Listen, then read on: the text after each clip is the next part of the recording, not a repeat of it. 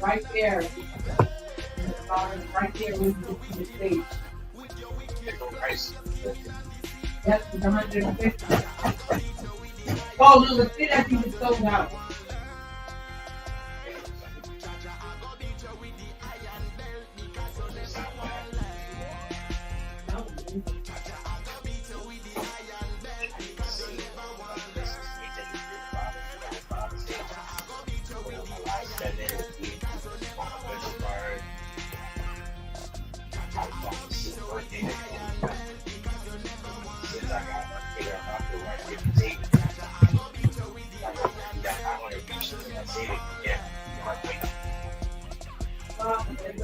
You want to take it to the show?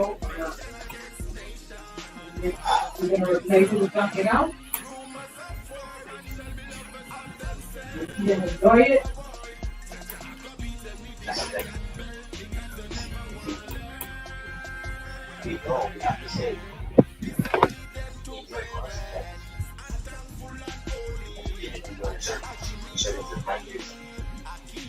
which church did you go to? The Black Church? Oh, they got it. Yeah, I never enjoyed that shit as a kid either. That's boring to me. Yes, it's like wow. Yeah, that's true. Black. I only like the black people. You saw in some law passed that said that it inhumane treatment of animals.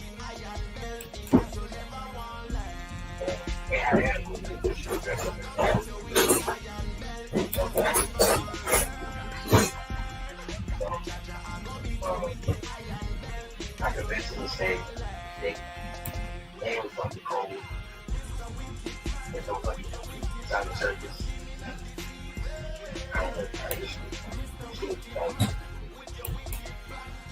I never liked it. I only like the black people. And I thought they put an end to the circus. Well, yeah, they did. They stopped it. You're right.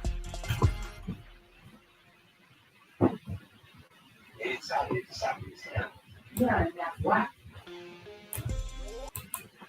Only black with the animals. So it's even more black. Good evening, guys.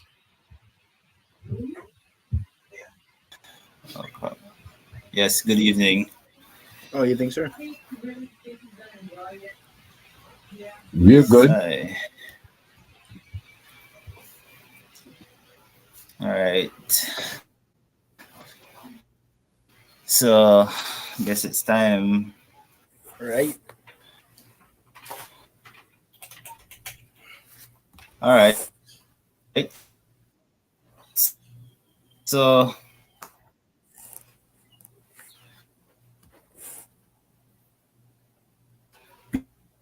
good evening, viewers. My name is Christopher.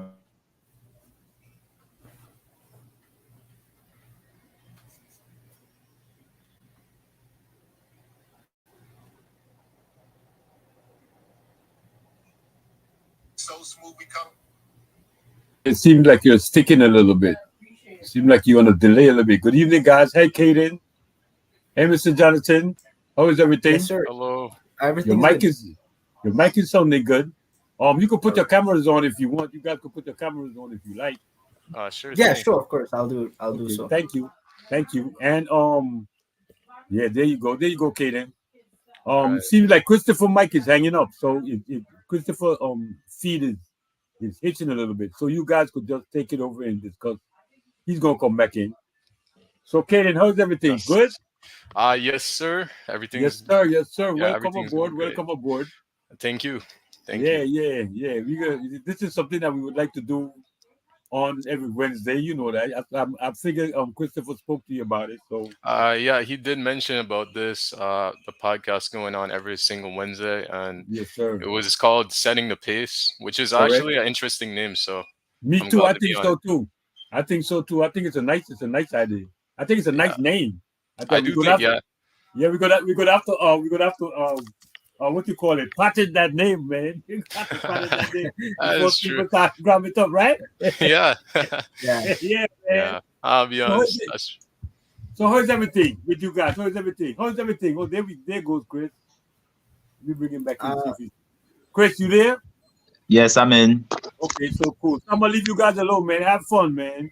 all all right. right. Thank Thank you. All right. So sorry for the whole technical difficulties have, but yes. So yep. So this is the first ever C Smoke Setting the PS podcast. So this podcast will be sports oriented, but at the same time we'll be also be touching on different issues as well that affects this sport oriented. So I want to first give a special thank you to both Kaden and Jonathan again. Thank you for so much for joining to be part of this first ever podcast. And so yes, so all right, boys. So just going down to the basics. So All right. introduce yourself to the podcast. All right. uh, I guess I'll start first. So hi guys, my name is Caden Flowers. I'm currently a runner. Well, I love running. That's all I like to say. I love to run. Um, that's basically it for me. I'm actually 19 years old. I go to UB. I'm looking forward to excel within the skill of running and the art of running and everything. I'm really looking forward to this podcast every Wednesday. I think it's really interesting. We cover something like this. Setting the pace is it's actually a unique name. I like it. I like it a lot. Setting the pace. So that's it for me. That's it for me. Thank you so much, Kaden. all right. Yes. Jonathan? Yes, I'll go next. My name is Jonathan Chiquin. I'm 21 years old. I'm studying at University of Belize. I'm a scholarship athlete for track and field. I'm grateful for that. I am a middle distance runner, 5K and the 1500, and I dabble in the half marathon as well. I am an organizer for track club in the University of Belize that's rolling, and Christopher, the host of this, is the president of that amazing club. True. Yes.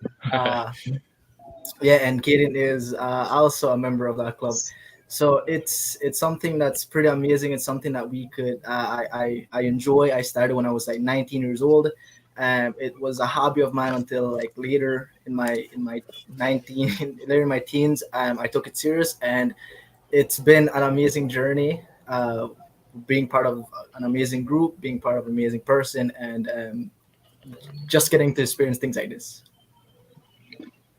Yes. All right. Thank you, boys, for the introduction. Let's see who joins the chat. I see here we have Round. Herod. Oh yes. Welcome to the podcast, Herod. How's it going? Good evening, Yes. guys. Good evening. Good Yeah, evening. I hear uno, I hear uno. All right, Herod. So welcome to the first ever See Smoke Set in the Pace podcast. So for just starters, I just want you to introduce yourself to the podcast. Tell us a bit yourself and your interest in sports. Well, my name is Harold Usher. First of all, I'm from the Toledo district. My camera isn't working right now, but probably in Okay. another podcast I can show my face. I like to play all sports, but track is what I love. I was very overweight when I was younger, so I started to run and I fell in love with running. So I prefer running like mid distance races, and I just really love running, so I'm here. Yes, sir. Yes, thank you so much for that, Herod. So since all of we are, yes, like how Jonathan mentioned that we are a part of the UB Track Club. And so yes, so the UB Track Club is a recent track club that has been operating to train what we call potential athletes that will be the face of track, not only for the University of Belize, but also for the country of Belize. And so since all four of us are athletes runners for track and field, I could remember and recall that, you know, my high school days when I first started off track, I started off track as a thrower before I transitioned into running officially in 2019. So I don't know if any of you boys could give like some sheer experience of track, like what really get you guys moving into track on you guys and Um, I think for me, I started I started running simply because to lose weight. I took it as a hobby just to lose it, considering I was about like around over 200 pounds, and I was just like, originally I wanted to be a shot putter, so I was focusing on that because I thought I had to win everything, and I thought I could muscle up. I did weights, hated weights, hate doing weights, so I just did running instead, and I just fell in love with it, and I was curious of like what happened if I stuck to it and what if I became a shot putter. So literally, if it wasn't for that one single jog that afternoon, I wouldn't probably be a runner. I would probably be sticking to like shot put or so on.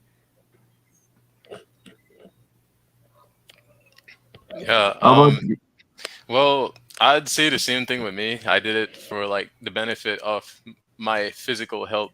And also, honestly, ever since I started training from it would be from 4:30 or 5 in the morning, I'd wake up every morning and I would start running the ring road. So it just started from a light jog from around where the roundabout is by 99 by Heritage Bank, and I would go all the way down to the hospital, Western Regional Hospital roundabout, and that would be my running training. And I kind of start slowly and slowly and slowly, and start progressing. So it's been two on 2 quarters, 2 years and a quarter of a year since I've been running. So almost 2.5 years.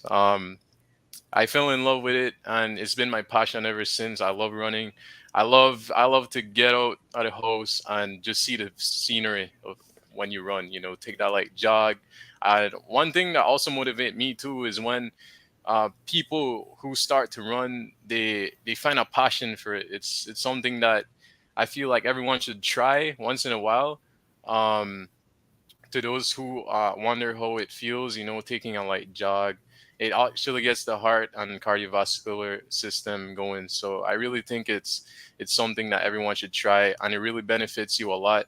I also do think that it's something that will keep you going for the long run, and I really recommend it for everyone who wants to try it. So yeah, that's me to keep off the overweight, and it's been working good ever since.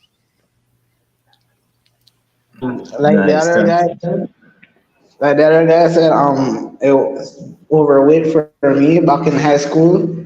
I played other sports, and my coach used to always tell me, "You have a lot of stamina, so why don't you try running?" Thank God for Jonathan. We came up to UB to try out for the track team, and I was still fat, and Jonathan was my motivator. I would like try to lie, bro. I'm so tired. I'm sick. I don't want to run, and he'll come all the way to my house, and we're going to run. He didn't ask me, so he was a good running partner. He still keeps me motivated because every now and again, certain stuff happen and you just don't want to do it.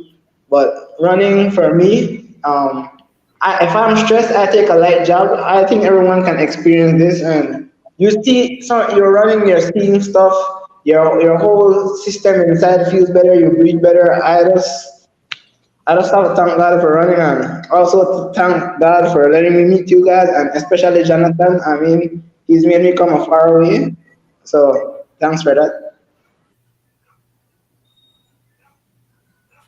Yes, sir. Nice. Thank you guys for sharing those experience.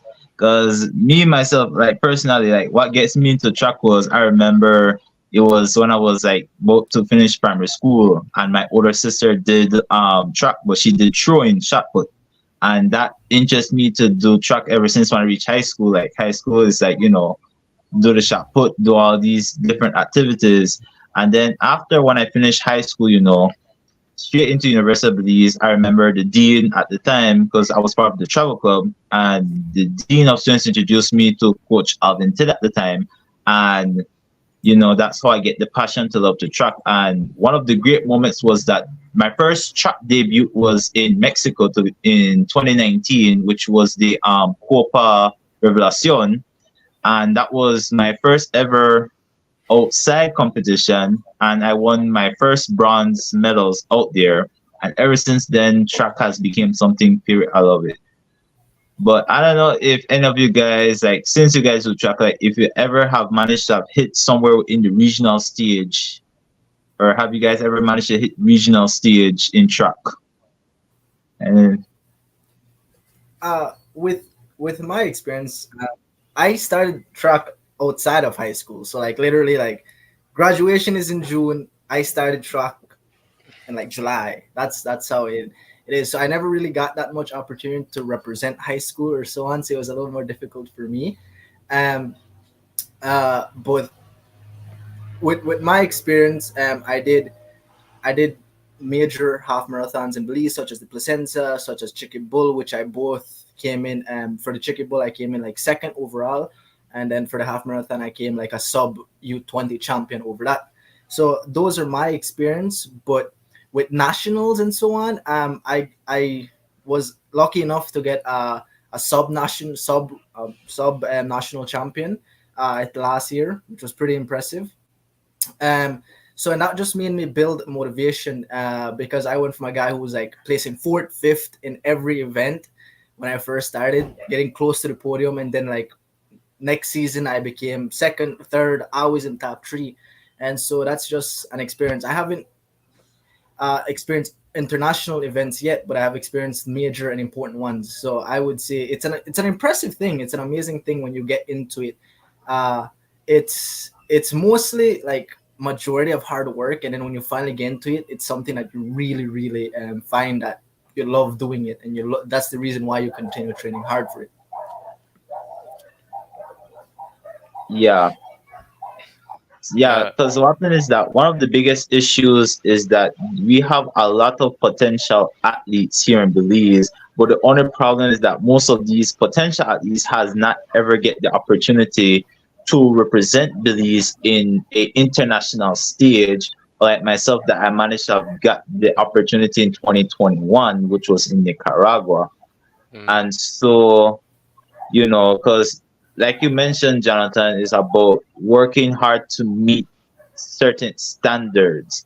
And here in Belize, Yeah, that only happens at the nationals. But then one of the issues that we see a lot, and you all can relate, is that nationals is the only time of the year that we athletes go out and we fight to represent Belize. And that is it till yeah, 1 year. But do you guys think yeah. that that track should be more promoted on a year, like not only just for 1 month for nationals, but on like different like for example, like have much track meets at least once a month to get the runners and athletes to continue the push in track. What you guys think? I mean, um, before I answer that, I just want to give Kaden a little and then Harold a chance of like maybe sharing their experience before we dive into that type of topic. If yeah, Yeah, for sure. yeah. So I think with pushing with the whole athletes and the whole national thing, I do believe that track and field is a very, very, and I mean very competitive sport. It is also one of the hardest sports to be a expert in. It requires a lot of dedication and training, and also it requires a lot of mindset if you actually think about it. But I do agree with the whole um, the whole athletes being given a chance to represent, but I do feel like one of the problems to this would be better training facilities, better types of better types of training styles. If we push the types of training styles, um I do feel like our athletes would be stronger, and we do have a lot of strong athletes in Belize. Don't get me wrong. uh I do feel like that would help it if we bring up more training, and we try to we don't want to force the athletes too much, because when you force yourself within a workout, or when it comes to any type of training, the one key to look at, well, me personally, I try to avoid any type of injuries within a workout. So I do feel like that's one of the things though. You want to avoid an injury. So yeah, I do think athletes could be given a chance. So All right, Tara, do you have anything you want to add?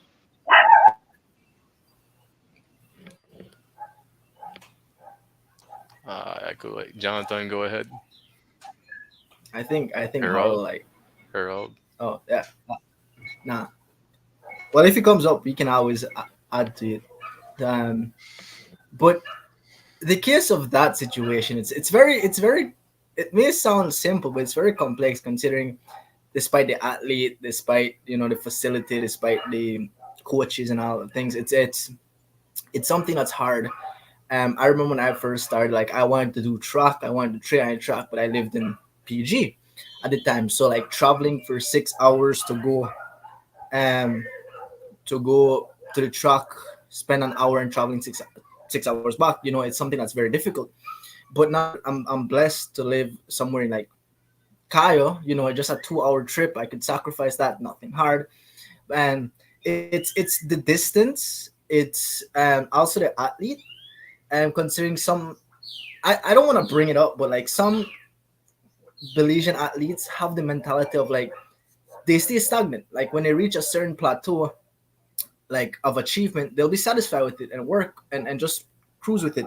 So it's something that's very unique in our situation. And given the chance, I understand that everyone wants to give it a chance and everyone wants to um perform and show it there, but you have to remember, like these, like when we send athletes, we have to make sure the athletes are 100% or close to the standard, because we don't want to incident what happened at Somali.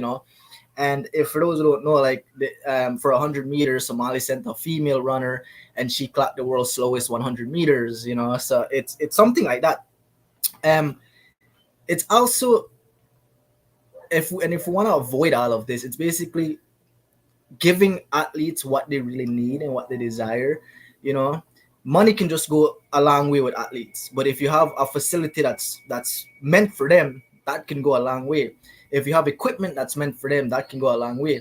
It's more important to give the athletes what they truly need than just saying, here's a scholarship, now go train on your own, here's money, now go train on your own. Where you're just blindsiding the issue, when in reality the external is the thing. Like that, if anyone's seen the Belize City track, that's horrible. um and it's something that should be fixed, and it's something that should be looked into. So that's the type of issues that I have with with when I look at Belize, and the whole situation of the athletes and so on. And it's also hard because we have talent in the south, we have talent in the west, we have talent in the north, but all of it's blindsided because we don't have the resources to travel down to Belize City. We don't have the finance to do that, to train, because Kaden could tell you, Chris, you could know it yourself. It's hard getting shoes. It's hard getting like proper running clothes. I remember when I first started, I had my school uniform, my baggy pants, and my school shoes, and that's what I started with.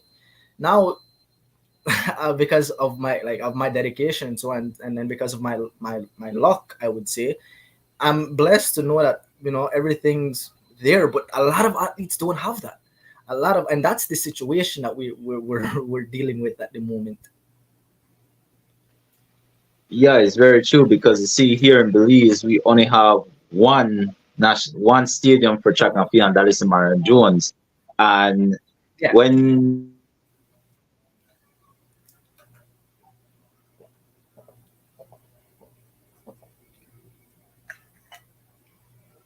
as we can see now to its current standards, it is at a point now that eventually the whole stadium will have to be, renovated because like if you see nationals now, the track is like most of the track like is starting to break, you know.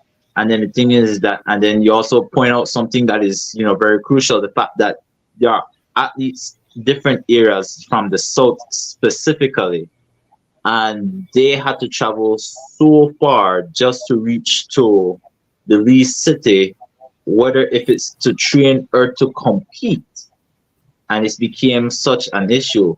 But one of the things that even me myself I can relate, I can say is that I always believe that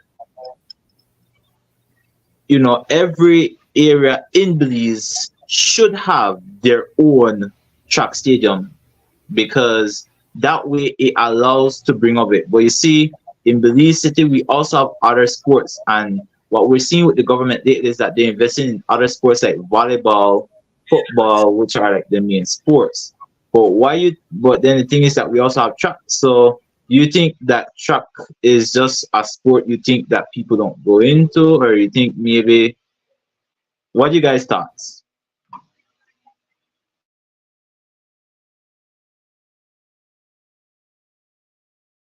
Wow, my mic was on mute. Uh, From what I gain and from what I know, uh track is basically like a kid sport, like in the sense of like you do it primary school, you do it high school, it's a side hobby, that's it. No one ever sees it like more beyond that. While football, volleyball, even basketball would like you, okay, this is your main sport. Track is just to get physically fit. That's what most people mentality is with track. They don't see the they don't see the hard work that's going into them. Like Kaden, Chris, you guys would know it. Like the emotion we put towards it.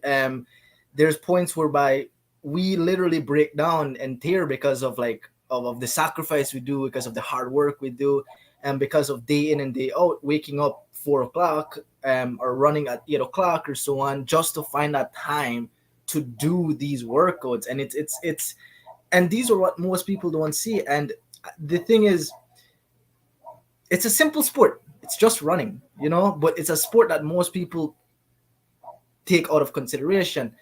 There's more basketball courts, there's more football fields, so it's more versatile, but there's less track. There's roads, but there's unsafety roads, So these are the things that comes into factor. And if we go into the financial situation, it's kind of expensive. Proper running shoes, proper running clothes, to have running clothes every week, to make sure you have a proper phone, watch, and so yeah, I on. agree. I agree. It's That's it's true. it's hectic. Yeah. Even like Kaden would Yeah, that's vouch most for me definitely because true. That's most true. yeah, Yeah. it it's something that most people see. In an aspect, it's simple. It's just running. It's just Everything running. else, it's expensive. You need the equipment, you need the transportation, you need the truck, you need the shoes, you need. That's where it becomes a little hectic. Football, shoes, ball, play on. Basketball, ball, anything, play on. Because it's everywhere. So that's the reason why most people put a blind side on it, because they're not willing to do the things that we're willing to do. Yeah, a lot of dedication, man. That's true. And also add with the whole equipment thing and the whole sports thing, I do feel like uh the reason why most of us, well, Belizeans, we don't get the good quality and like all these equipments is because I mean it is very difficult to get, you know. Like let's say for example a very comfortable running shoe. I mean, for the long run, the short run, for example, you could get a good shoe for the short run, and it will be a bang for your buck too. But when it comes to long term, I mean, long run shoes, like you need durable stuff. You need stuff that can last you for about a couple months before you change it. So it's really about the quality of the equipment. It's really about how we can use the most of our equipment for the quality of our workouts. And that could benefit us a lot because when you look, for example, when you look at basketball players, they get these new LeBron shoes, they get the new Stephen Curry's, the latest shoes. They do have a good performance out of them, and they do feel like, you know, these type of their type of shoes and their type of clothing that they wear, shin guards and sleeves, they do help with the quality of the performance. I won't lie. So I do feel like it's in arm's reach of the type of quality of stuff we could get here in Belize. There's a lot we can get, but not the most sustainable for the period of time that we're going to be using them. Yeah, it is something that is difficult to reach out on. Yeah, in regards to what Kaden just said, I mean, like I told you guys, I play all sports. So for me, if I buy a shoes to play basketball in, I can invest in an expensive shoe because there are facilities that I can. I mean, at Toledo we have a wooden court, so we can you can carry any shoe on that and that will last. But if you buy a running shoe here, what you buy a running shoe to run, we have to run on the road basically at down south. We have to do highway running. So if you buy a running shoe, that will you if you're running every day consistently, that will only last you about 2 to 3 months the most. If you're running every day, morning and evening, you're running 10 miles. And then our climate is not ideal. I mean, it rains, it's hot, you know, it's Yeah, muddy. You have to be cleaning your shoes consistently. It's really tough for us athletes, especially down south. Our facilities, like what Jonathan said, we have no track facility. We're only basketball and football, and even those like they just put them a couple years ago. So we're like backdated, and then the travel up here, like you guys are saying, the time. Like for me, I study agriculture, so I have to invest certain amount of time to my running. So I'd have to thief the chance to run early in the morning, like 4 or 5, and then I won't be able to run again until the evening about 6:30 or 7 o'clock. If I don't get that time, then I have no time to run. So it's really hard for us athletes in Belize, and finance is another big one. Yeah, because the thing is that with finance, yes, finances will always going to be one of the biggest issues. And you know the fact that without the finance to get like the proper equipment, you know, it's hard for athletes to meet the certain standards. And you all can relate, like the list that was sent out for this year in order to qualify even for the Olympics, because this year is the Olympics month, and the certain times you have to reach in order to qualify is something here in Belize. It's very, what we will say is one of the difficult challenges that athletes will face, because if you don't reach that certain standard in time, you're unable to qualify.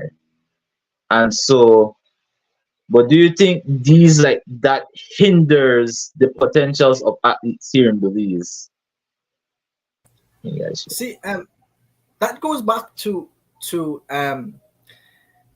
what Kaden said, whereby track is or running in general is a very difficult sport. competitive. It is In competitive. volleyball, you could get lucky, beat the best team, move on. In basketball, you can get lucky, move on. But in track, you have to hit the specific time. You can get lucky, win first place, but if your time doesn't qualify, say, So it's like that. Whereby in basketball, you just need to win, move on. That's it. You just need to score points, move on. But in track and field, I was hit with a hard reality when I first started track. I remember it was a 5K time trial, and I came in first. I was happy. I was satisfied. A coach came up to me and said my time was horrible. My time was trash.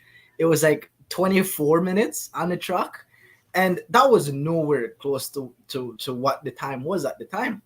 So things like that would really set reality in. But and even the federations know this, even the Olympic Committee know that. That's why there's implementing something called the wild card rule, whereby the best three athletes get to go and yada yada, participation type thing. So that's why track is like a very hard thing. It's that even despite you winning, you still have to hit the time. Like, sorry, like with any, like, even UB scholarships, even with UB tryouts, if you come in first, doesn't really necessarily mean you're going to be on the top. It just means you came in first. You have to hit a specific time. And that's why where track comes, that's where it becomes a very difficult thing, because of all the standards. Oh, you want to go international? Standard. Oh, you want to go overseas? Standards. And right here is child's play compared to overseas, where people are running 13 minutes, 14 minutes regularly for the 5K, while here people are hitting 16, 15. So the difference is insane. So that's the reason.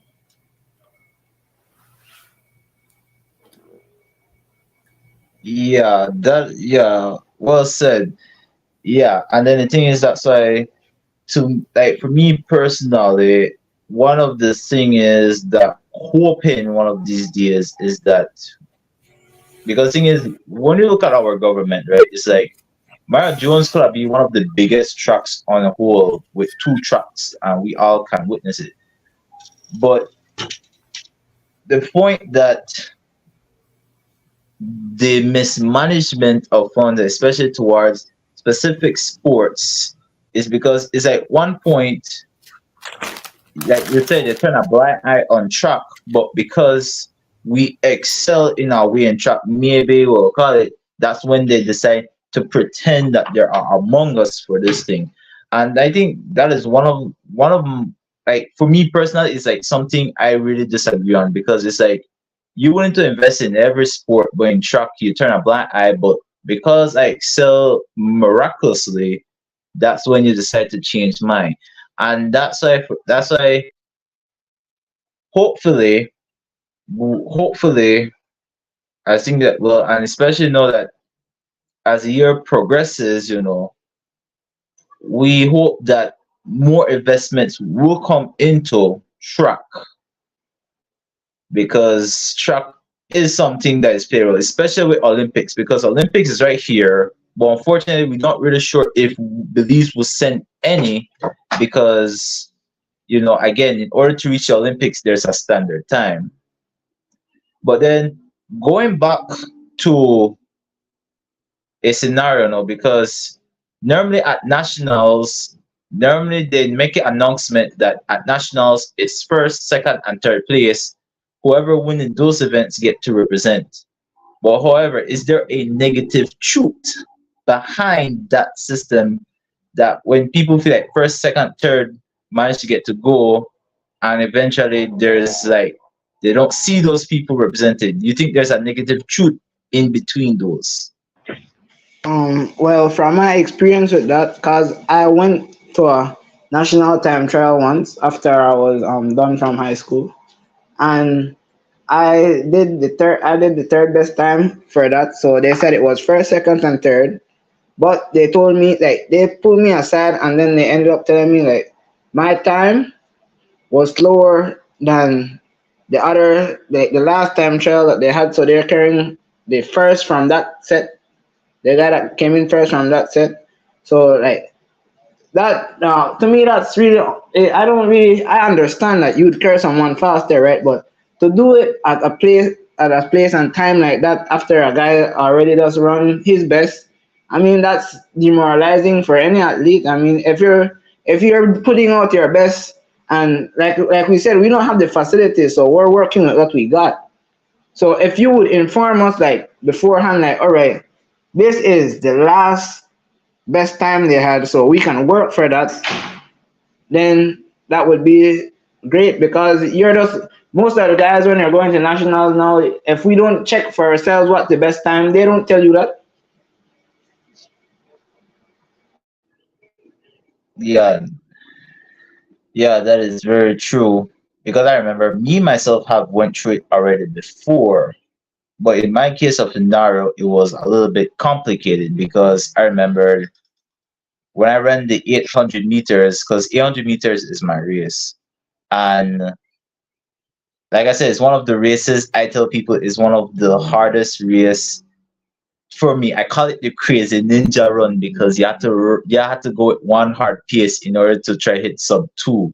Well, I remember hitting 2 minutes 4 in 2021, and I remember after hitting that time for the first time, you know, that punctured me. I still managed to get to represent the Lees, even though I haven't got the competition of trying to break the PR out abroad. But do you think all of these, but as an athlete yourself, do you think there's conflict among, or is there a conflict of interest that any of you guys ever experienced as athletes, and how you think those conflicts of interest affect athletes up to this day and their interest in competing? Like, what's your thoughts?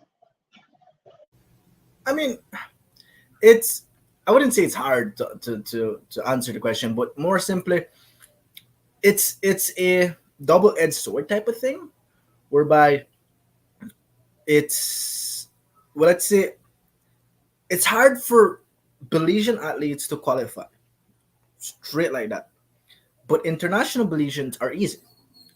The set point is simply because the international athletes are living abroad, whereby abroads have different track events every week.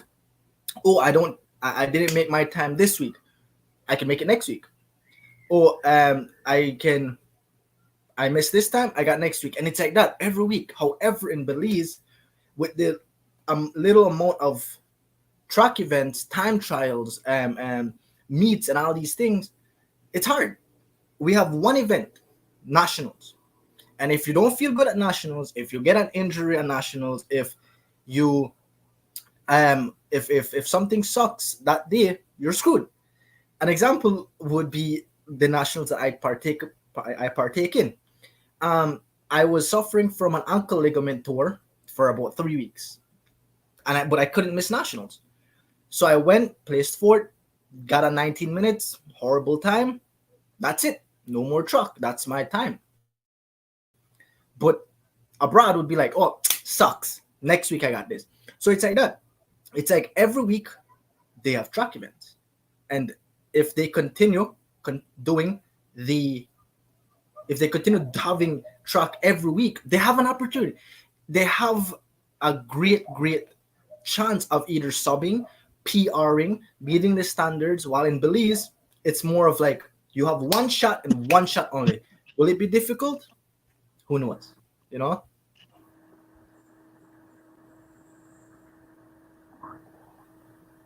Yeah, true. All right, we see. Hello, good night, everybody. Yes, Mr. Myers. Good night. All right. How's it going? What did I miss? What did I miss?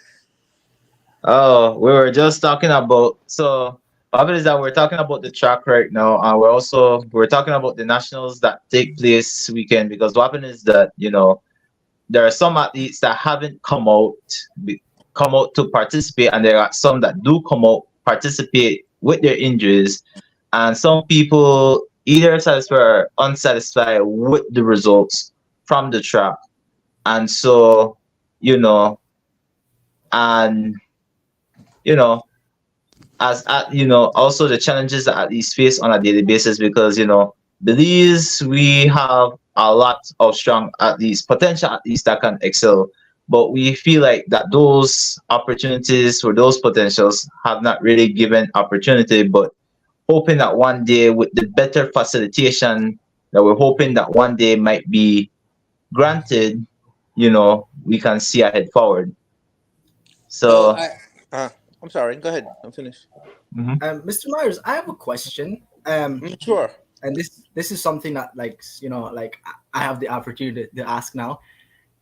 Do you think Belize has a huge disadvantage of going abroad and challenging for major titles? No, Really? I believe 100% that we do have every bit of the resource that we need to develop what we have. And I say that because over my 27 years of coaching, I find that the more resource, and when I say resource, I mean facilities, a developing program has, the more of a detriment it is. And I'll tell you why.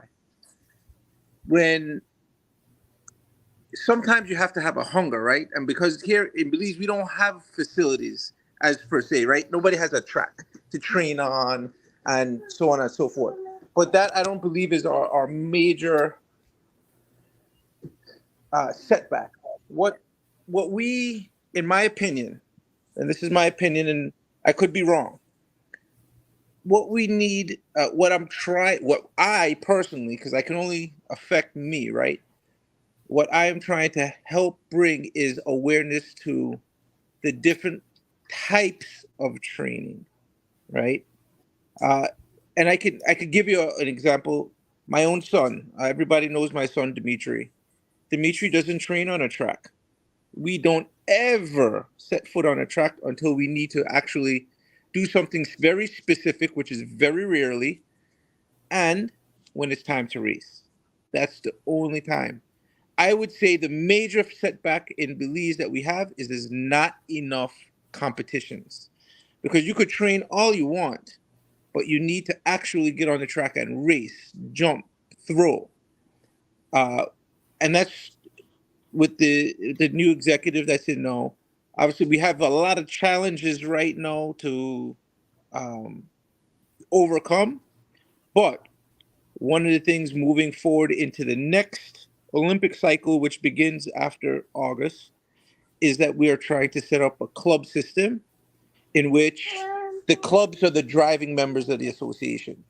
Also, that the clubs take responsibility in running track meets that we assist and sanction, right?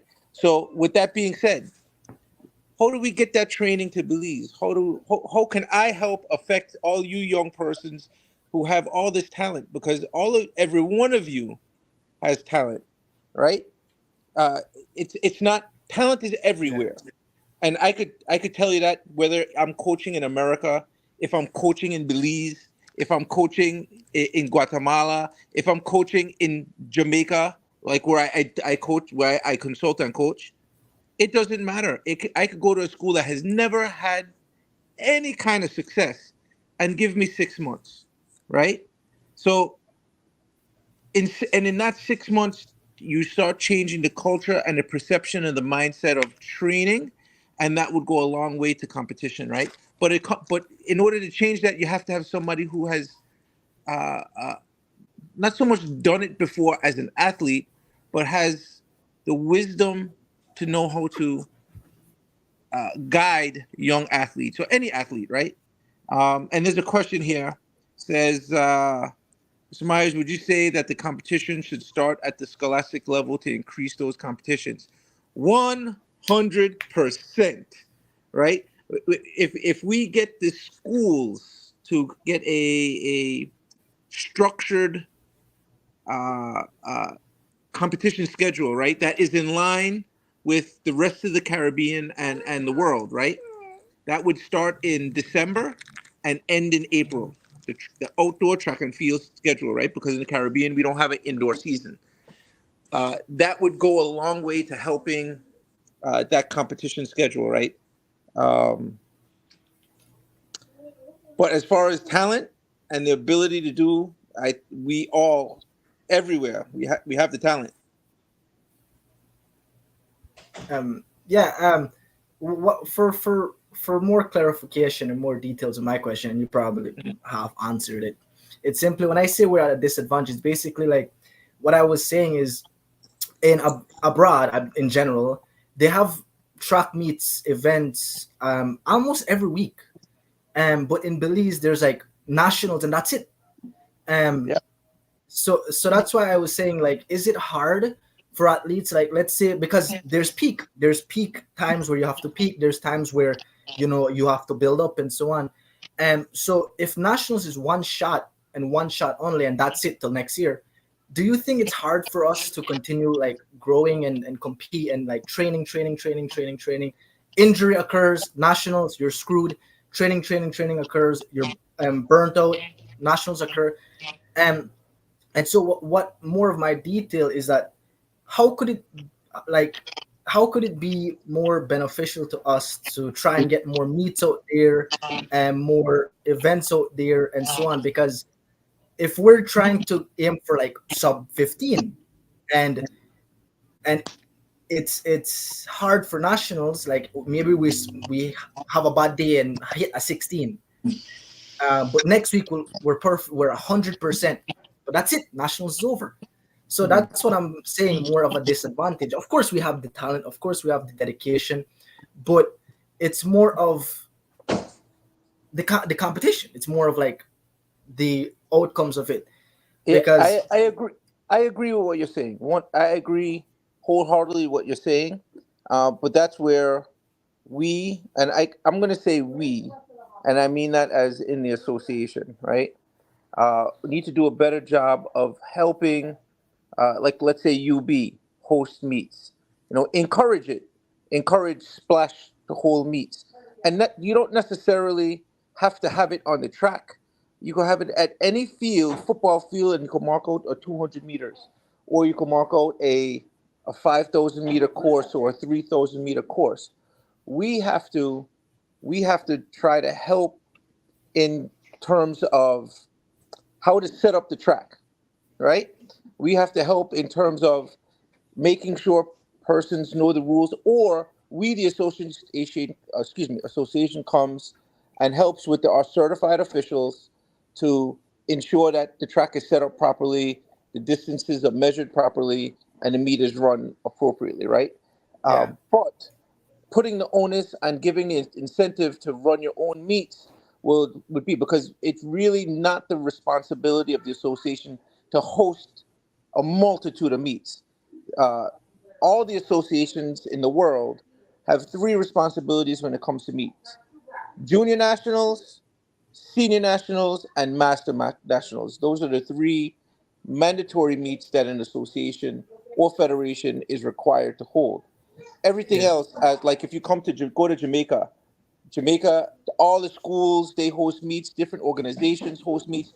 You don't have to be a track and field organization to host a meet. Same thing in Trinidad or England or America. If I want to host a meet, I host a meet. I have to do all the different logistics for it. But if I want to host a meet, I host a meet. Hence, why I'm saying is we are going to try to do a better job of incentivizing other persons to have um, incentive to run their own meets. yeah, And like Miss, like Leisha, excuse me if I pronounce your name wrong. Association needs to have proper funding first and foremost to be able to have a successful organization. And I agree with you. And that comes with accountability and stability. In order to get funding, we have to fundraise, or we have to have uh, investors or stakeholders to invest. How do you get invested in stakeholders? Well, if you want somebody to buy a product, you have to have a product to sell, and that's the kind of the separation and the gap that we're working through now, right? So we're trying to establish that we have a product to sell.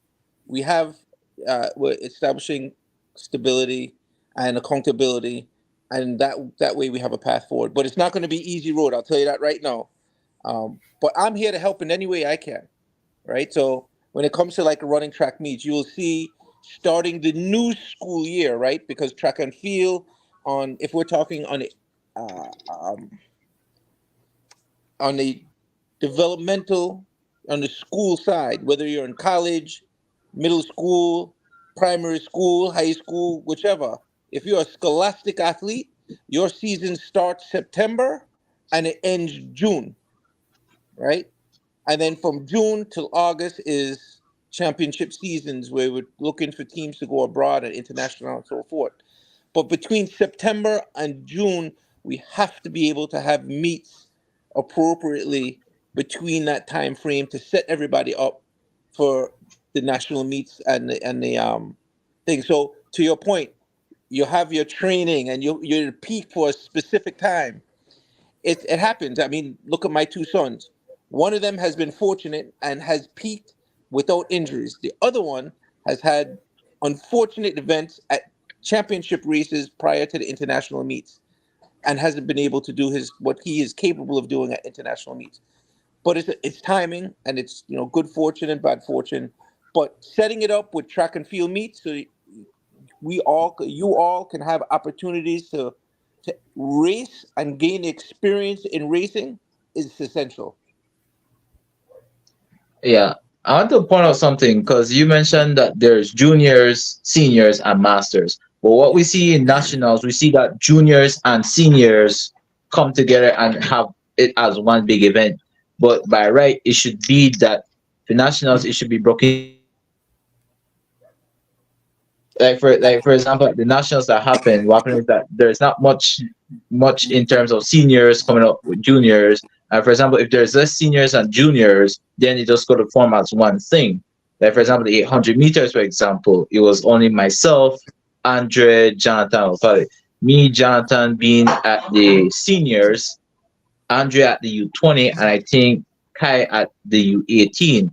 So, but do you think that in fairness that the categories should be set in place in those meets. That way, it's more easier for that when we do like selection and qualifications to go represent that is based on that field. Well, yes and no. So a national championships is an open championships, right? But what we had to do this year because of the circumstances that were presented to us, right? We have the U18, U20 meet that was coming, and due to circumstances outside of our control, really, we weren't able to have those qualification meets, the U18, U20 meet earlier, right? For because of General Assembly or special meetings or whatever, it came into um, into conflict with those meets. So we had to run the U18, U20 trials inside of the national championships, right? And because of that, the national championships is the open meet. The really only thing that is limiting to our national championships is the 16, the age of 16. We can make exceptions to that rule depending on if we feel somebody is an athlete is capable of competing at the level. We can make an exception, but usually it's the only limitation is the age 16. Because that is the minimum age that you can compete at a world championships or Olympics. As far as moving forward, and this is just, I'm only one person on the executive. I do not hold, everybody, we must vote on it and it must be a majority, right? But in my opinion, our nationals should never happen before June 15th. Never. Because like you said, Christopher, if we'll have this nationals in May, we're never going to have our senior athletes that are competing abroad in college and university, like Brandon Adolphus and Sean Gill and Mia and anybody else, to come home and race nationals. It's not going to happen because they're in university, and those universities are not going to release them to come home because they're in their championships. Whereas World Athletics and NACAC puts out a calendar where we're supposed to have a window of where we're supposed to have our national championships. In Belize, we haven't abided by that for years. But moving forward, we want to be more in line with what World Athletics is saying to do.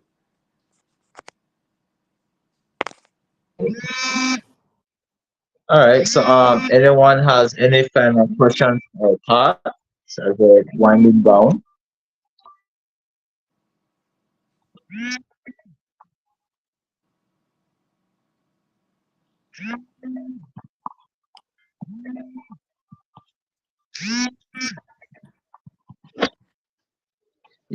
Any final thoughts from anybody? Anything coming on? Hello? Sorry, my mic was off. So, I had a question for Mr. Myers. So, do you feel like encouraging the development of athletes and encouraging the starting of track and field, do you think that would bring out more competition for future races? Definitely. If we do our job right, we hope that we can inspire to have competitions not only in Belize but through the districts. Right. Uh, we have some ideas we're bouncing around to see how best we could execute them. Whereas there is a meet in a district every other week, right? So if you have a meet in, let's say, Stan Creek this week, next week it'll be in Toledo, or 2 weeks later it'll be in Toledo, and that way it is gives enough lead time where you could get a team or buses from Belize or Cayo or wherever to get down there so that we can start having meets in the districts, right? Obviously, within the district, you're going to have a bigger turnout from within that district because then the finances to travel to, like, let's say from Toledo to Belize is very expensive, or Toledo all the way up to Corozal, it's very expensive. So, but those persons that can travel from Corozal or Belize to Toledo would be able to compete against the kids in Toledo that cannot travel so far, and likewise back and forth. The kids in Toledo that would never see the kids in Belize, because the kids in Belize that can't travel to Toledo did get to see. At least we would have some intermingling of the different athletes, right? So, and in that aspect, we would have more competition. And then obviously a person like me, where my main goal and focus is to try to find, at this point in time, is young, developing talents that I can help, right? Uh, Unfortunately, I mean, this is a segue to that, but the scholarships that are available for young people are usually for Standard 1 and Standard 2 to send them abroad to Jamaica or whatever. The whole goal is to get that level of coaching in Belize, and we're working on that, right? That's something that we have to work on. Persons like all you guys, young, entrepreneurial people who love the sport, I would highly encourage you to go onto World Athletics website and take the e-learning level 1 coaching and officiating course, right? Because not only will it broaden your horizons on what modern coaching is, but it'll also help you to give back, right? Like me, I'm a level 4 World Athletics coach, level 2 USATF, which is level 4 World Athletics coach. The further you go in your coaching education, believe it or not, it will help you for your own training and own development, because you start learning the different scientific techniques and whatnot that people are using today in terms of coaching. Because the way I was coached 30 years ago is not the way I coach my athletes today. It is completely different. And I'm a distance runner. I have never, I mean, yes, I could have run a very fast 400, but I never trained to be a sprinter. But I learned how to be a sprinter. Yeah. Guys, I have a final okay. question. Yeah, awesome. I think Go that's away. our cue. That's No, ask the Okay. final question. Um, Mhm. Mr. Myers, you guys are talking about how you guys are trying to make truck a big thing, right? And you guys are responsible for like the youths, the so on. Are you guys also looking into different other running events, such as like cross country, such as trails, and all these other things? Because I remember at one point there was something the guys tried doing cross country, and it just stopped, and so on. Are you guys also looking into that as well? Right. So we are the Belize Athletic Association, right? And we are responsible through World Athletics to cover all aspects of athletics, whether it's road running, ultra marathon, cross country, track and field. So now these are the things that we have to start having. Uh, every portion is equally weighed, right? Just because Belize are a warm country, no means we're not supposed to have cross country athletes. My son is a cross country athlete, right? That is one of his primary seasons. Um, but that's something that will take time because while we have distance runners, we have to come up and develop a trail system where they could, maybe we have to do up in Belmont Pine. Maybe we have to go to a village to go set up one trail to go run through Pine Ridge. Something or another that we have to, we'll figure that out. That's not too far off into the future, but patience is required because we're trying to change and implement something that has either not been in place or very sparsely in place. So it takes a lot of time and education, but more importantly, discipline and persistence, right? Sure. All right, then, guys. Thank you guys so much. We will continue this discussion another time. But thank you guys so much for coming out. So, Kaden, Herard, Mr. Myers, and Jonathan, thank you guys so much. This is our first ever podcast. We look forward to continue this with more again. So that's a wrap for tonight. And so thank you guys so much. All right. All right. Yeah. All right. Good night, gentlemen. Good night, everyone. Ladies and gentlemen. G Mike, how's it going? Good night.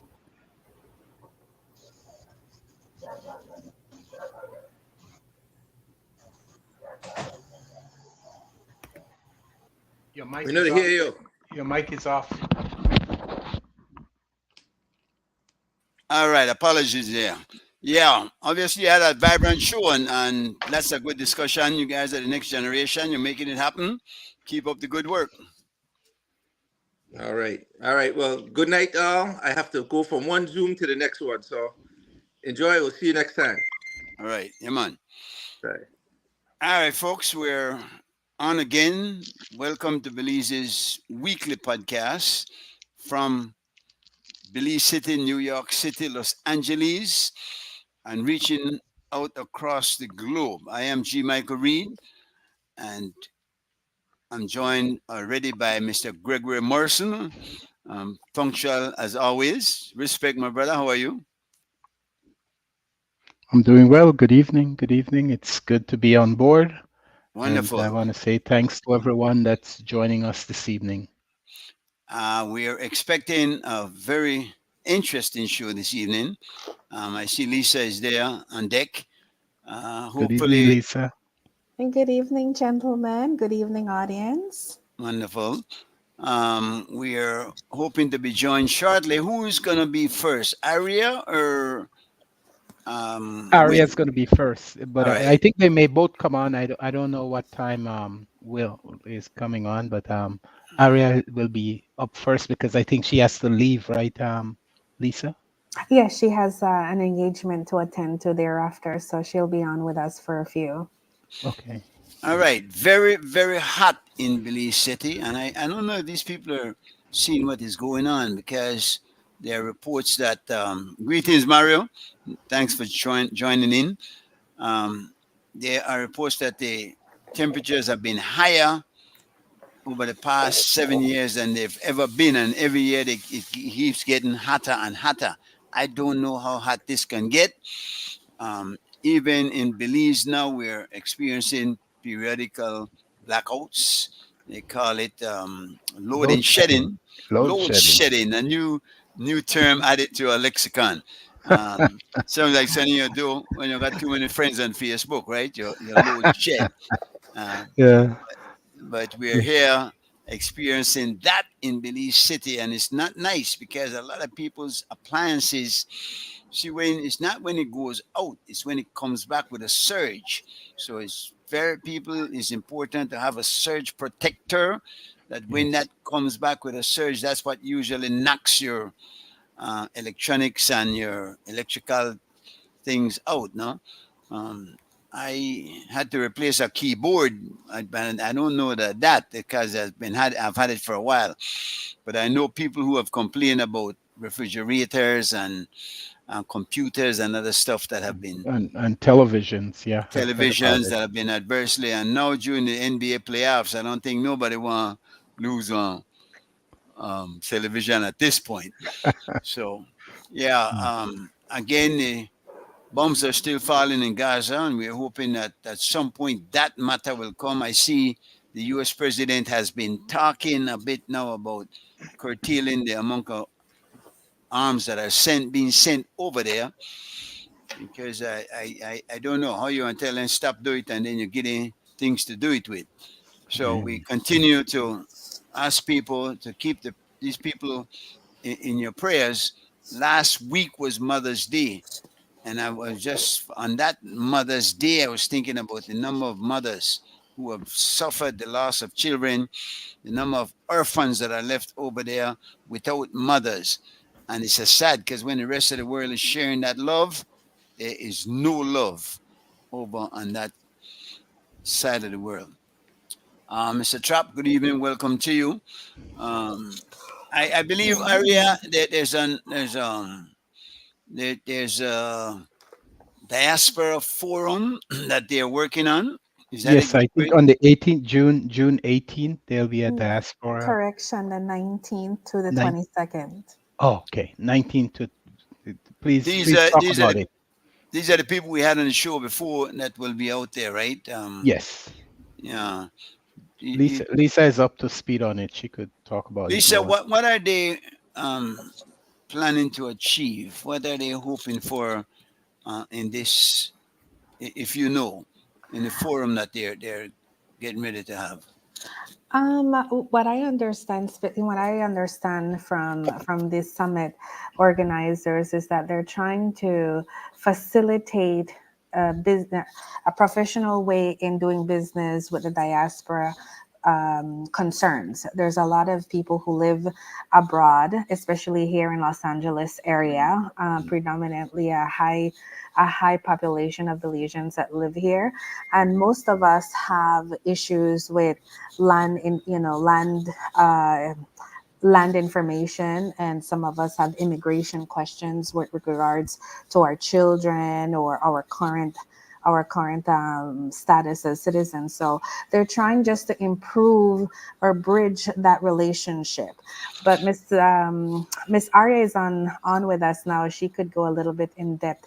With what this summit will specifically address to each one of our citizens. Good evening, Okay. Aria. Hi, good evening, everyone. Thanks for the invite. Good evening, Aria. I understand we're planning a diaspora forum in Los Angeles for the first stop. Is that it? They're supposed to be in different cities, as far as I Well, know. hopefully it will be in different cities. This is inaugural. And so what has happened is building on the vision of Dr. Eddie Lang, who in the 1970s wanted the diaspora to come together and, forge unity. And the theme is power in unity. The idea is to have these different discussions with our leaders there, and basically find out what is it that the diaspora wants. We know very much so, and we know you're not 100% on board. Some people want political rights, others might want the ability to give back to the country and want to know how they can give back to Belize. Some people want to invest. Others might just want to be able to help and want to know what the right ways are to assist in Belize.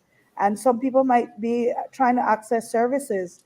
Um, and so, what it is, we're going to have these different panel discussions with different members of the diaspora and members from Belize so that we can kind of start with a serious effort of organizing the diaspora. They Before also you, was having a land clinic. Yes, yeah. so Yeah. during the event, there's going to be a land clinic hosted by the Ministry of Natural Resources. There's also going to be an immigration clinic hosted by Immigration Department. And on the last day of the summit, we're going to have like a gala event just to celebrate as a community what's going to happen from there. Hopefully, it is a springboard. As you all know, the diaspora just on a money level gives 10% of the GDP of the uh, Belize, and that is because they're not taking into account all the aid. Boxes, They don't boxes. take in the boxes. They don't take in a lot of other ways that Belizeans are giving back. Hmm. So really significantly, it might be as high as 20%. Now Um, this 10% covers what area? those This are just remittances. to 10% what? of GDP, Belize GDP, Right. is from the diaspora. So to remittances to family members at home, Yes, correct? yes, that's Family correct. members, they sometimes the donation. There's a lot of people that have given scholarships. During the pandemic, I could tell you one pastor in California, Pastor Rose, she literally took care of an entire village. She was sending down food and stuff so that people did not become insecure, food insecure. So there's a lot that people are giving back that we might not even know because everybody does not make it public what Hmm. their level of donations are. Now you rightly said that I am not on board. Not only not 100%, not many percentage points on board the political rights thing, but that certainly I do not think that that should be enough to create a block of what the progress that can be made. You said that it's you're following a dream that if of the symptoms where the diaspora could come together. Now this it seems that there are representatives from Belize then that's going to the diaspora and trying to help them with this unification process. Would that be correct in saying? Well, I don't know if it's a unification process per se, but at least they are interested and they're willing to give an ear to what people want from the diaspora. What would you identify as some of the key points? And I know the political rights are one, but what are some of the key points that you think represents what the diaspora wants from Belize? I think I just highlighted them. I think there are some people who would want to go back from Belize, who want to know how they can transition back into Belize society, how they can make it possible. There are some people who have significant issues with property. That is always a major issue. Even in Mhm. Belize, people want to know what's going on with their properties and taxes. For example, we always talk about taxes. They want an easy way that they are able to pay their taxes efficiently. And there are programs that are now allowing people to pay online. There's different things. People own property in Belize. They want to secure their investment. And there are people who are taking care of their family members. You know, there's different things. I can't speak for what everybody wants. That's No, why no, we're no. trying to create the forum so that we can listen and hear what people actually want the diaspora. You know, many No, countries, and I'll use Ghana as an example. Ghana has started a diaspora program where they're even going as far as if you have Ghana DNA, that you are able to access certain things in Ghana. China has the largest diaspora in the world. A lot of people might not be aware of that. When you have a diaspora out there, it actually creates economic empowerment. And in Belize's case, there's possible political empowerment if we're able to come together as a group and figure out what our points are and our power points are. During the ICJ, um, and the Guatemalan threats in Belize, there were Belizeans who were protesting at the Guatemalan consulate in California. So Hmm. the diaspora is very much active in many different aspects. And even politically, we have Belizeans who are elected in offices in the United States or spouses of Belizeans. Well, when it comes to the ICJ issue, I know that the diaspora were not allowed to vote as such, as they aren't allowed to vote. Would you Do you believe it would have made a difference had the diaspora voted in that election, as far as Well, going or not going to the ICJ? Well, if you believe in democracy, of course you want to hear from all your citizens. The issue with Guatemala is not a constituency issue. If somebody has property in PG or CAI or whomever, wherever Guatemala is claiming, their interest is there. Plus, No, you but no, understand. no, no. The question is, do you believe there would have been a different outcome in the vote? But see, that's what I'm saying. We don't know what the outcome would have Yeah, been because yeah, we did not do it. We yeah. did not. Uh, Of we course, decided Aria, to but exclude. But I don't think I think the issue there, just let me interject this, is that we don't know if Belizeans would have voted to go to in the diaspora would have voted to go but you to. must have a sense of what No, the. because people have their own interests, and a lot of people keep that kind of stuff private. So we don't But know if a majority would have voted in the diaspora to but add to also, what but was. more than that, Greg, the Mhm. idea is to give people a right to vote. It's not to tell Yes, them how to vote. exactly. Yeah, it's Uh, the right. It's the you right to you make that decision on it as part of citizenship rights. you spoke about transitioning back home. What you there obstacles you think to people wanting to come back home, and what would those be? Well, even people, there's a lot of people that are interested in Belize. You have the expat community that, according to the U.S. Embassy, is almost 40,000.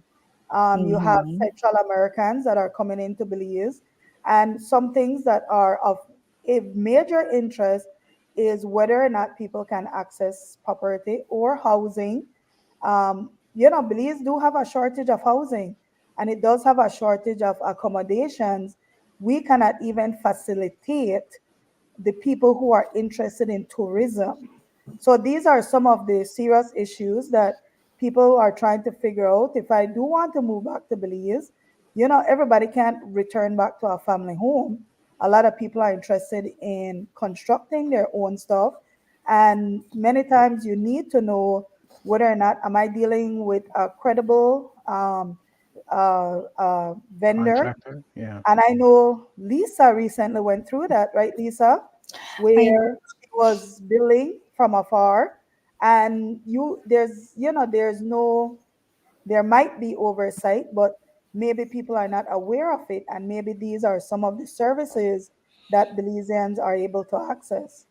I have no problem with that, and I believe there should be some agency that can protect the interests of Belizeans who are coming home. Because I know many people who have sent money home, and when they got home, they find instead of a house four stick sticking out of the ground.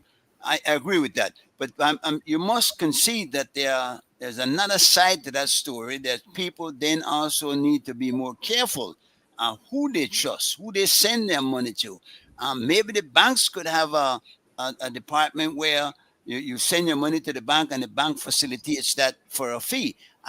There are different ways to deal with that, but I don't know But it that. doesn't exist. So yes, that could be a way that they can do it. But how do you access it? If I live abroad or if I am interested in doing any services in Belize, what is the authority that I turn to that can guarantee or give me some level of trust that this is a legitimate process?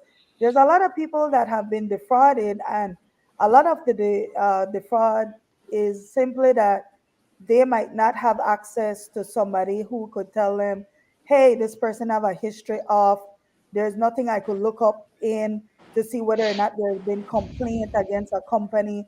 I can do that here in the US. If I am going to engage any contractor that's licensed with the state, I can look up and see what complaints have been issued against any licensed contractor. We don't have that, and maybe it's a service that can benefit Well, Belizeans. certainly. That's I was getting ready to say. I think Belizeans on a whole needs something like that. Anyway, I see Joe coming on to the picture. Hi, Joe. Good evening. Welcome to the show. Good evening. Good evening. Good Yeah. evening. I would like to add something to what the lady is saying, that perhaps who was entering into such contract did not go into proper contracts. If you are building a home, whether you are abroad or whether you're in Belize, you will need to have an architectural engineering design first, which needs to be approved by the Central Building Authority. Once that is approved, then you enter into a contract with whosoever out of a bidding or whatever process that will build the house. And once you enter into that contract, if there is a non-performance, you can sue. And how long So do you have to wait for the courts to kind of come back with a decision? Most people don't want to access the courts. It's expensive. If I am working with anybody contractually, that's part of the problem, that when I go to court, it might be 2, 3, 4 years. That's a lot of investment already lost in that process. but We the have only to.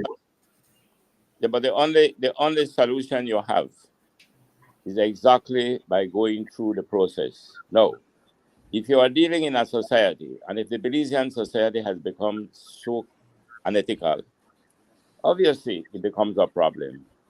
It's a problem for people who might not be able to even access the court because they don't have the wherewithal to do it.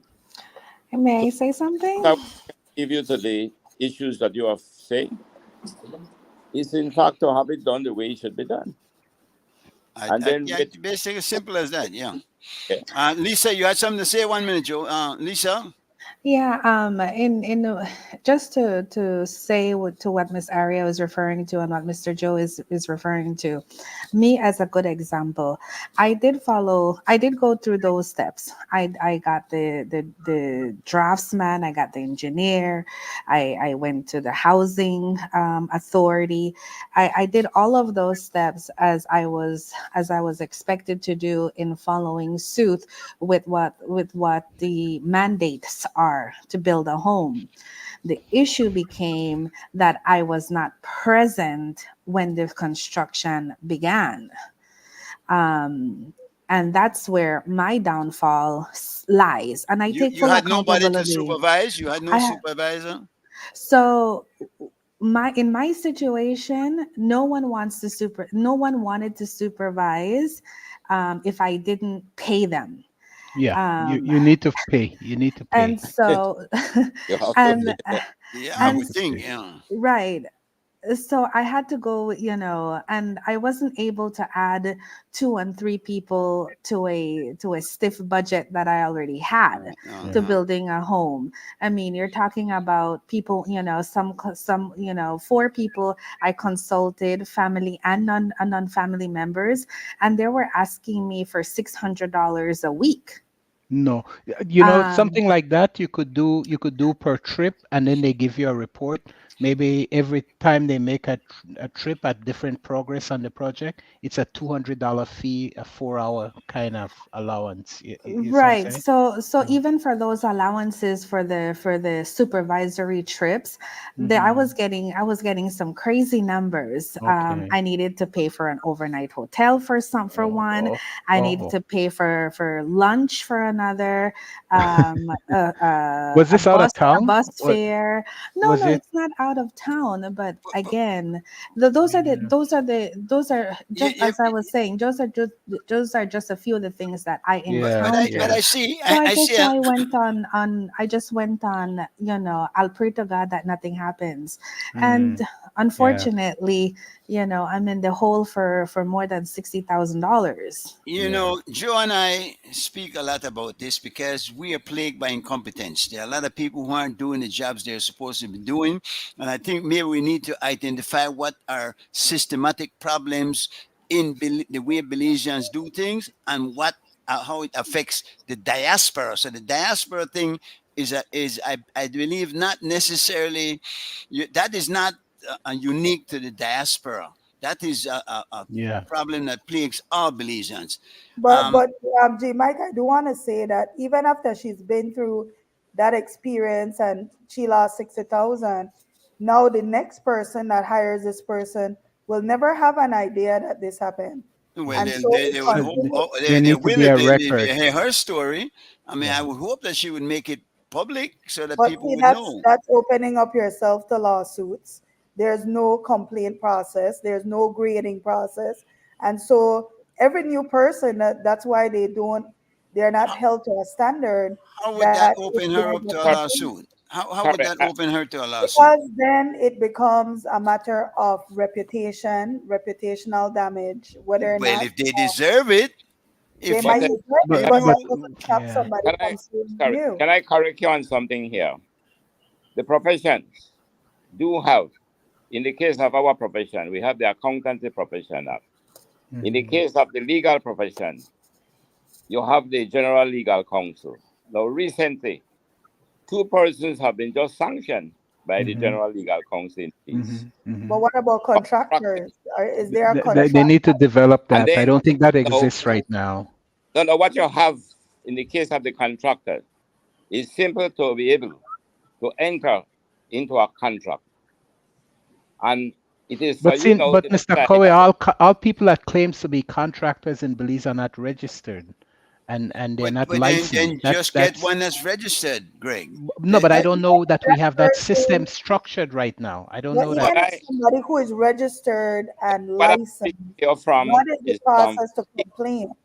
we are Yeah. engaged in that process. We do that kind of business. In fact, we are doing one right now. It's a small one for 500,000. And we advise the clients what they have to do. We know exactly what needs to be done. I What is facing you is this. Let me tell you the reality because I listened to the lady. Could you allow me? I have the experience with it because I'll be experiencing it right now. One of the problem indeed, you can go through the process of doing the proper contract. Now, if there's a non-performance and you have to seek redress through the court, that is where you can get slowed down. And that is indeed one of the problems because the judiciary is not acting in as prompt a way as we'd like to. There's a case right now that we are involved in before the court, and it's because of a non-performance. And the case now is in the sixth year, and the case cannot be concluded simple because the other party has not submitted their submission for the finalization of the court. isn't So there some deadline, some kind of that's right. Deadline period have been that put, and the court now is beginning to take a move to take action against them. So everything you mentioned is not that the laws are not there, but it's like most of our countries. Sometimes it's the process that is slowed down. So, But Mr. every we Craig, have I will talk just from an investor perspective because I worked with a bunch of investors, and I asked one, "Would you invest in Belize? Why or why not?" He said he wouldn't invest in Belize on his own for the simple fact that going to the courts is a serious matter. He said that number one, most people that are building based on financing. If I end up in a court case that lasts 6 years, the bank is not going to wait for 6 years for me to start paying back money. There's a significant loss that takes place when a dispute develops. I know of one case in Belize where just a dispute, the person put a caution on a development, and that caution has now shut that development down for years. And so what happens now is that if you're an investor and you have money that you have to show some level Returns. of giving back returns, that is a dead investment that you can't control because you cannot control the speed of the courts. you Yeah. know, what what I, there's a what I, saying. Hold on a what I, second. There's a what saying I that what else? suggests. Can Hold I on. add this? Hello, add this? hello. I was trying to say Oh, sorry, something here. There's a sorry. saying that says the wheels of justice grinds slowly. This is not a problem unique to Belize. I don't think this is a problem of the Belizeans picking on the diaspora as such, but it's a matter that that's 6 something years is an extended period of time that no court here would No allow investor is for going to so, for and this. why is the court in Belize What is allowing it? Because it's a diaspora that's engaged no, in No, it. I Is no. just that think it? our court So, system so is overcrowded and stuff. these are some of Yeah. the things So that you have to consider, G Mike, that people money matters. And okay, when well, people are in yeah, their I have a retirement, little bit, and it matters too, Ariel. right. So if But I have to go to a court case that shuts down some sort of development, it seriously impacts somebody's bottom line. It's not a diaspora versus at home issue. It's a Belize thing that has to be addressed, and how indeed, other, let me finish, how other jurisdictions handle this is to create professional boards where I don't have to go to court for every single dispute. The professional board Arbitration. can Yeah. issue an arbitration this thing quickly so that the process can move forward. Are we, if we are serious about investment and development, we have to become serious about people's money. And the only way an investor is going to come in is simply if they can make money. That's it. That's their bottom line. And if you well? have to be embroiled with controversy and embroiled with poor services that you can't even investigate, then it's problematic for all of us. Development creates jobs, it creates economic activity, it creates taxes for the government. So when it is slowed down and when you have to deal with endless disputes or poor quality of services, it impacts our economy also. I would hope that you guys would discuss more than what is going wrong. And this is one area where the diaspora We're can. not Well, discussing only let what's me going finish. wrong. Let me finish my point. This is Now, one area. you might just, I Well, don't hold want up, it to but I let become, you. I just let you I speak get it, but I don't for want it three to become, minutes. I You don't know, want it you're to getting become, antagonistic. Why? you Why might, I you don't want come it with to an become attitude? disruptive because you held Hold on up, this hold up, hold issue. up, hold up, I hold up. brought up about 10 different things that we'll be discussing. You harped on this issue. So we're discussing many different So subject what's the matters. point? What are This you was saying? one. What I'm saying? I'm I'm saying that saying you're this kind is of one injecting area. a negativity where you're saying, I don't want y'all to discuss negative stuff.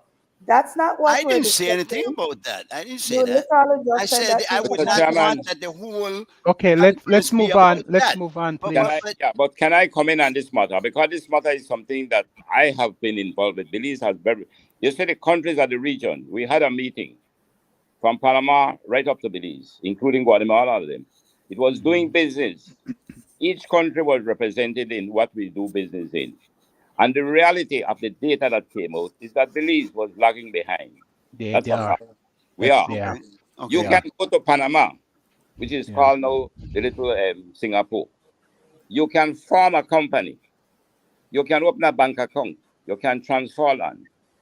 And you Hmm. can do it in a matter of 3-4 weeks. In Belize, it might take you 6 months, if not more. Yeah. You go to Costa Rica, which is second to So Panama. not go through the whole region though. Here's the thing. So when, This but is let me where finish, Mr. yeah, Chairman, but this is because where the trying But to, this is where we're saying we I just am need trying to, improvement. I am no, trying to we bring, know this. This I am is the trying to point. bring some facts because what the lady is saying, there's some truth to it. I As a know matter of everybody, fact, nobody's denying it. I'm but just I'm trying saying to this is not to a her that diaspora there is matter. a move. There is a move to address it because it's not good for investment. Okay, We so there is a keep move to address it. You know There is what a was move. surprising to us? There is a move to address it. But I'm Correct? trying to explain what Oh, is the move to. wait. Where you said there's a move to address Yes, it. but Is that the all lady right? I think should know what Uh, is it that is being done because what she's saying is true. all right, well, let's go. What is being done, Joe? Tell us. Then that's what I should allow her to No, say. but you're Allow me telling to what say, Panama is otherwise doing, what there's no Costa use in Rica it. is doing. What No, is being because done I in can Belize? speak from a position of facts. Yes. I am Okay. share the knowledge that I have. Just Okay. like I want you to give us your knowledge you have. The Wonderful. lady, she is saying something that is Uh-huh. evidently not good for Belize for investment. You're right. and I Okay. can give off facts because we are involved in it. So I am therefore, saying, what all he I'm said saying, is true, it and is it, that but what it, done my is God, go, government uh, has had a meeting in San Pedro for the same reason, and they are listening to the concerns because unless the people who are experiencing the problem bring it to the front, it will help That's the correct. government act, and that's what That's she's doing correct. right now. That's correct. listen, That's the correct. diaspora can help in matters like these because they have seen the way it's done in other places. You were saying that it is done a good way in other places. The challenge now is for us to move to fix what is wrong, and not That's only correct. for the diaspora but for Belizeans as a whole, because Yeah, it makes the whole Belizeans are system what more is. efficient. Of course. So that is not the argument, and I think what I'm trying to get at is what But we were just really. pointing out, I think we were just pointing out for the diaspora to make those investment and for them to flow and for we need those sort of accountability. And it's fixing our system that will benefit the entire economic Yes, development yes, of the and country. that The yeah, people I have no. locally and the people that are in the diaspora that are so desired to make Have investments. absolutely no problem with that. I think the diaspora is very important. Aria, let me ask you a question. Because they have been on this show raised concerns about the use of the term diaspora. How do you feel about that? And should we continue using the term diaspora when we refer to our Belizeans who are living in other countries? Diaspora is just a common term now that's used. I mean, I don't think you could get stuck on the name. The reality is that we're all Belizeans. I don't think anybody leaves Belize. Well, maybe some do, but most Belizeans leave Belize, but they're very much invested in Belize. And I think most people want to return to Belize eventually. And so there is not only an outflow, there's also going to be an inflow. You know that the baby boomers are retiring, and the Belizean community abroad is part of that baby boomers that's retiring. And that is the generation that's said to hold the most wealth. So they want to come back home. A lot of people want to come back home to Belize. I could tell you that. That Yes, is I, a fact. I, I don't know that as many as you think, because many of these baby boomers that you speak of have gotten themselves family over there, children who were born and raised over there and know nothing other than the American system. There are quite a few Americans who don't want to come back to Belize. So I don't think that most want, but there are some. And yes, we should do everything possible to facilitate it, encourage them, entice them to come home. And I think this is what the whole process should be about. Now you have a ministry for the diaspora.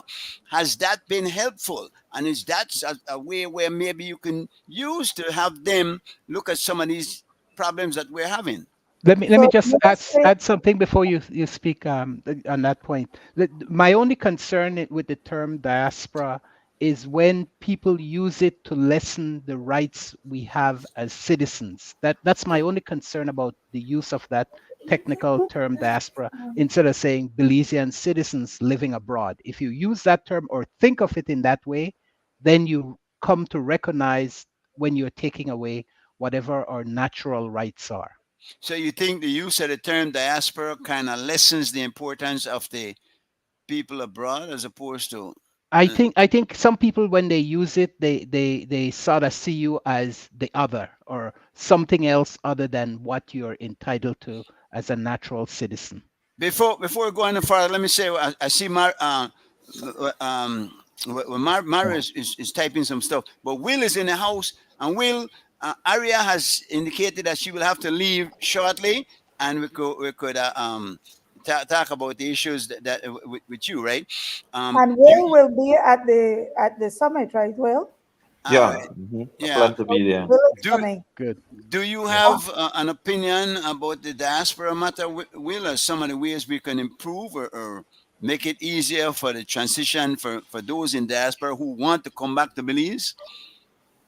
Yeah, I mean, I think like I mean, even we here in Belize like have a hard time just getting things done in Plan. I think that we need to facilitate the diasporans who want to come in and do things. I think I see Nigel an area to a certain extent with those lands in Bremerton. I think most of those lands want to be bought up by people living in the diaspora. So I think we have to try and accommodate them best we can. Should we maybe locate an area like the Mayans or the man in their area? Should maybe a city form even another city with the diaspora where we make land available to people in the diaspora? Could that work? So like So I That sounds like segregation. yeah, so that the thing Yeah, the I thing think yeah. you should be able to live wherever you want to Wherever live. you want, No, no, Lord. no. Yeah, But I exactly. wasn't saying restricting you living where you want to, but certainly, and in fact, many people in the states who are accustomed to a certain type of life and living amongst certain people would not mind being in a certain area where they can maintain the kind of relationships that they had abroad. So it's not a matter of not wanting them. I'm just saying I'm Yeah, suggesting that maybe it could be something to look at. yeah. But Well, they the might. the Remember, the government did. diaspora can access the private sector. A Yeah, lot of them can access the private sector to obtain land. I don't think land per se is the issue. The issue that they do have with lands is maybe family land, where they're trying to find out what's happening with their family land. The other issue I think is accessing the building. For example, in the U.S. or Jamaica did it also. People don't develop their own land. It's like you have developers who come in, develop an area, and you could just access a turnkey property. That would actually benefit Belize, period, because anybody who have access to financing should be able to access turnkey type property. And that would help even with tourism because you would have the opportunity to do Airbnbs, different stuff. Um, Belize has a lot of potential. The problem is we don't have a population. We don't have a large population. So even to do development, you have to find workers and stuff to develop. But that is something that would be very much beneficial because every development takes 2 to 3 years. That's keeping people employed for 2 to 3 years. And most development, they're being paid above minimum wages. Then out of that development, naturally you'll have plumbers, electricians, people who take care of gardens. It creates its own economic activity when you push development and make it happen. But I want to mention, you mentioned the diaspora, Ministry of Diaspora. So they have already done a reconnaissance of sorts where they visited different cities and they asked the diaspora for feedback on what are some of their concerns. Um, Speaking to a member from the ministry, some of the concerns that people raised was land issues, trying to figure out what's going on with their property, immigration issues. They want to be able to apply for a passport or get citizenship for their children. The other issues are to access services. How do I pay my taxes? If I need to go to this ministry? Because the thing is, most people don't have the luxury of waiting for days in line or back and forth. And by the way, these are, like you said, these are services that Belizeans at home complain about also. And we're opening up our economy to a lot of visitors. All these things would benefit everyone. It's not only the Belizean diaspora that's affected.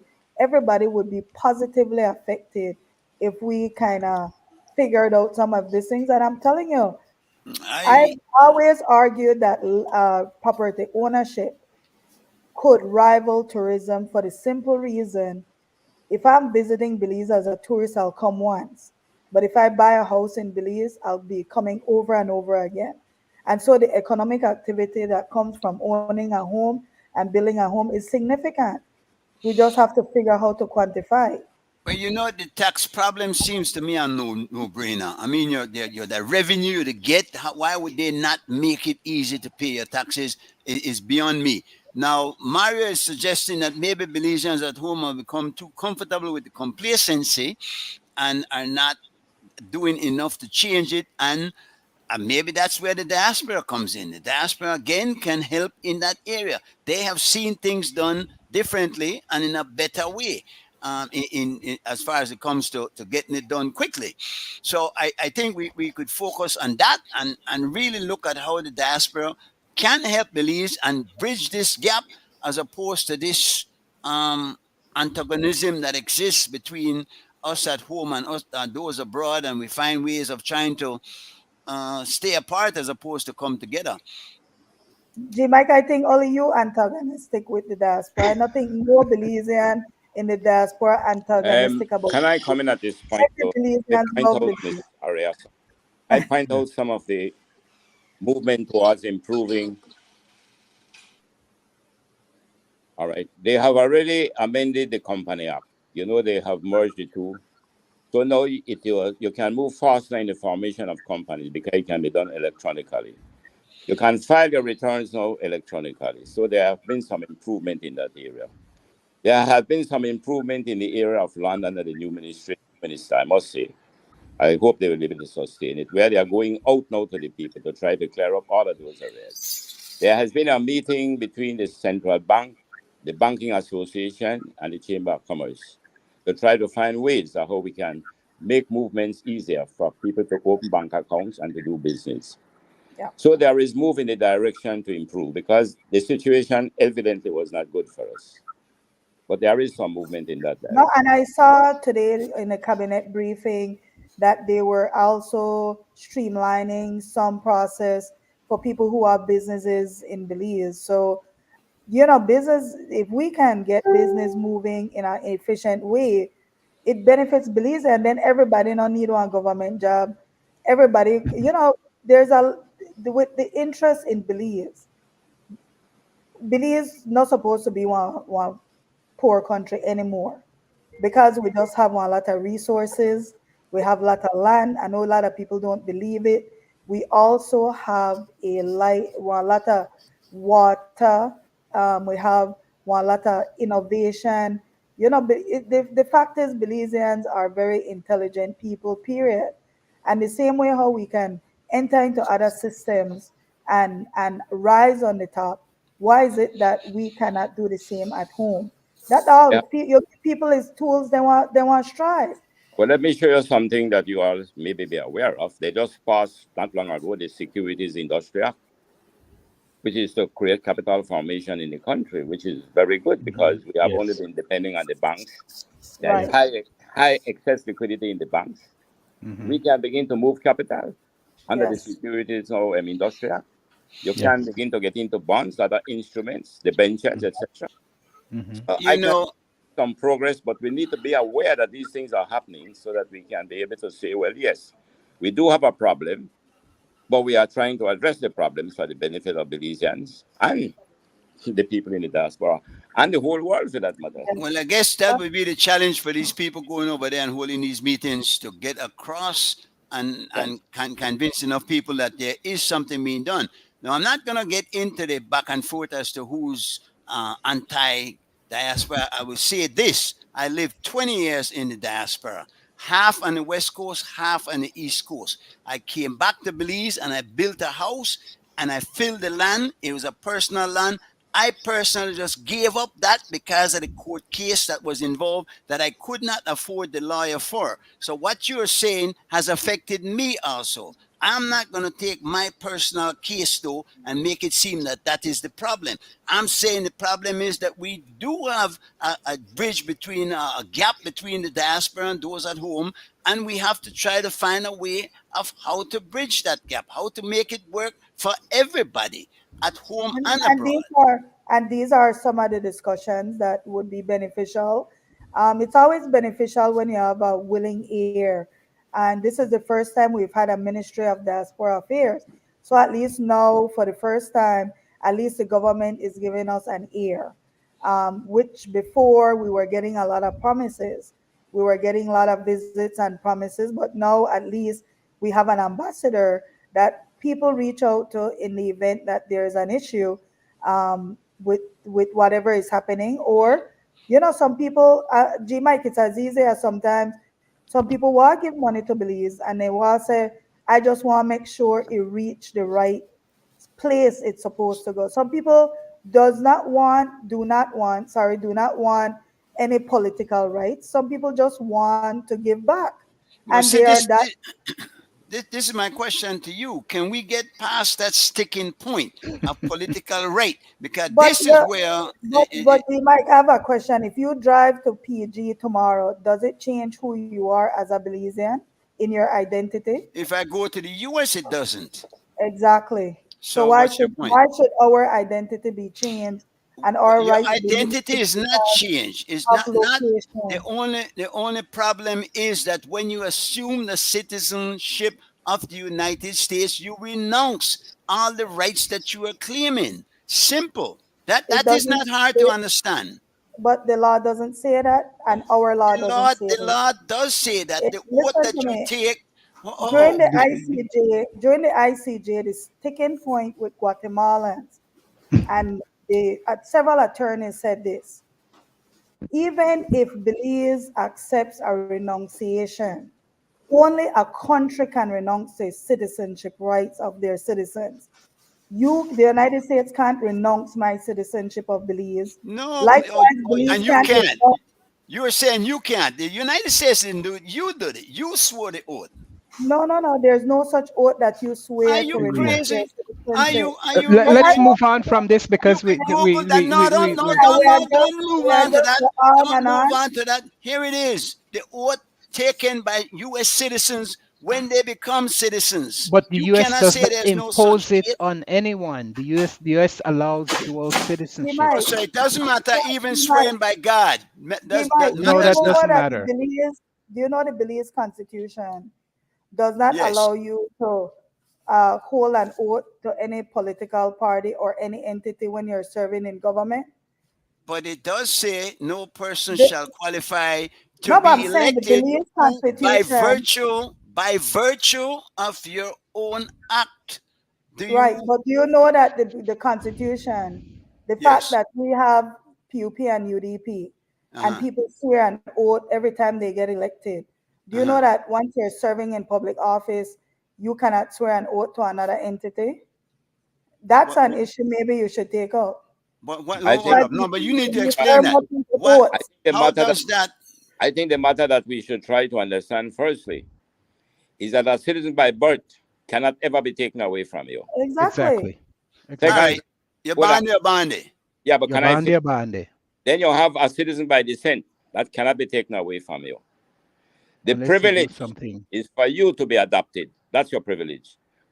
America can say we don't want you as an American citizen, but they cannot say I don't want you as a US born citizen. You Yeah. cannot say I don't want you if your mother is from the US. The only privilege you have to be a citizen is if you are becoming a citizen by adoption. Yeah. Right. So And And that's not isn't that what every is done? Belizean living in the United States So what's the are use of a Belizean by birth. acquiring a citizenship? What's the use of it? And Dual, why cling to it so dearly? dual citizenship is quite common in the world today for the Uh-huh. reason that it's not that you don't want not to live in Belize, but when you left, it was because of maybe economic reasons. Right. And that's happened all over the world. People leave to go And for a better life. But you don't but mean they will want to be at home. how does that if you live in a straighten your different point? country, G Mike, why would you not want to vote in the country that you're living? All right, so you vote in the U.S. Do you know there's a lady right here in Belize that almost went to jail over there because she tried to vote in the election over there, and the U.S. would Yeah, not let because her? that person wasn't a US citizen. However, Okay. every American, 40,000 Americans living in Belize today can go Can to the vote. US Embassy and vote in a presidential election. Every single time there's an And every election. one of those Americans also pay taxes in I pay Belize. my taxes, but my Okay. question is, Would how you many pay taxes to people, Belize government for the money you make over there? but I have a No, that question. no, How But no, that that many, was what would give you the right that you're demanding. no, no, it no. doesn't No, You have no, to pay be no taxes. specific to taxation you. without representation, no So be Mike, representation you're without telling me taxation. that poor people are Belize when they pay tax and vote? They pay tax. Everybody, if you pay buy bad man or cigarettes, you pay more No, when tax I fly I, to than the Belize and I rich did a people. Belize, I pay tax. poor So I'm And not I pay everybody. property Yeah, but tax you in don't Belize. pay it on the salary that you make, on the income but that you you But know get. how it. many Belizeans pay taxes as an employee? I mean, there's a lot of laborers in Belize that that Yeah. don't pay taxes, And what are and they you get to saying? Yeah. vote. Yes, okay. And But what you are know, you saying? in your How country, does I that? you think say in That G America, has Mike is nothing setting to up do no, two with it. Mike, system. you know He's that setting up two system. you're only required to pay taxes to the U.S. government if you earn more than 75 to 80,000 US a year in Okay, Belize. okay. So if you're not earning $80,000 a year But that's US, the U.S. Believe, that's a Belize, not hundred Believe. and that's what I'm saying. So that's my point. And the only Belize reason has you're a different supposed to standard. We have a different economic system. right. We have a threshold, a different threshold for that. So But We, my we point we is have a if di- you're not most we people have a making different if you're chairman. not What we have making is a a different. dollar, We have a different system. We have a different system. Belize. Oh my. Mr. Chairman, you have two different tax systems. Belize tax system is based on income earned in Belize. The American tax system is based on income Income earned earned. globally. right, Yes. okay, which is why they're allowed to vote even no, when no, no. they're If I don't out make there in one the penny, No, global. it that's doesn't. not Yeah. true. If I live in Belize and I don't make a penny and I don't pay a dollar tax to the US, I can vote. That's So right. that's not true. In the U.S. But I that can has vote not. In in Bel the US. It has But nothing I to do with yes, but taxation. I bet if you make money and you make in excess of what the threshold is, you would have to pay your taxes, or And you that's would not true. only not vote, you would go to jail. Let me Okay. qualify. Let me qualify something here because you are talking tax. No, the tax that we are referring to, and I hope we understand it, it's not consumption tax. We are talking about what we call your personal income tax. Everybody pays consumption tax. If Americans come to Belize, if Belizeans who live abroad come to Belize, whenever they consume goods, they pay the tax. But They see got how to pay. Exactly. we're off on a tangent here. We're now discussing taxes. But It's you not bring Yeah. up the taxes that That, but, yes, tangent. that, but because that is a part of it, but that cannot be the whole context of the narrative, I man. think we just need to remove the tax issue. right. Belizeans, wherever they are entitled to the rights of being That's a right. Belizean citizens and to But participate in unless the you governance of their renounce by country. oath, unless you renounce No, by no, no, oath, no, what do you no. mean? How can We you won't say get no? any farther on this. Let's move on. Yes, This is I a agree. We, legal issue. You you and cannot I've get been going around through that. this for 2 years now. We've been and Yeah, we I haven't think moved But the it's Mr. ball. already Chairman, true. gentlemen and ladies But and gentlemen, if you are a Belizean, Belize allows dual citizenship. It does under the Constitution. Yes, So if yes. you're a Belizean, you're a Belizean. Whether you become an American or a Chinese or a German or a okay, French, okay. you'll You're always be. bande. We know that. But what are you saying now? Why does that qualify you for voting even after renouncing your citizenship? But Nobody our renounced law this is not citizen. saying that you cannot vote. Aria, Have to be. did you I'm become just an saying, no, Belizeans living abroad does not equal Belizean Americans. do Just so you know, you that has there's a lot of not Belizeans living abroad that has never acquired a second citizenship, and they still okay? fall under this. One of They And the still one cannot of the vote. main reasons you cannot vote because you're living abroad is because of the residency requirement in a division. Right. but That's more why. than that, it would not be fair for you to elect leaders for a country that you don't live in. But if They you might come Just can doesn't here, elect make no. by It makes but no I'm sense. saying, man, the law. Look at the law. Let's look at the law. We are governed by the rule of law, not the rule of man. If yeah. you come to Belize as a Belizean and But you how is reside that now? How is and that you reside in relevant? a division for the When, period 2 months, uh-huh, you can uh-huh. register to vote. How You is can, that relevant as far as legal when this is not relevant, which is also no, legal? no, nobody is saying that that is not So relevant. G Because Mike, G Mike. So when somebody is naturally born, right? Right, According to the International Human Rights Charter, of correct. which we are a party, Okay. you are entitled as a citizen to choose who your leaders are. It doesn't say based on your location. But no, So but what these wouldn't be your leaders if you live in the States. Biden or they Trump are would still my be. leaders. They are my No, leaders. The you're prime minister is no, still not if you don't live in Belize. Not if, G and you Mike. should not be able to choose them. Whatever policy happens in Belize affects us also. Period. Listen to me.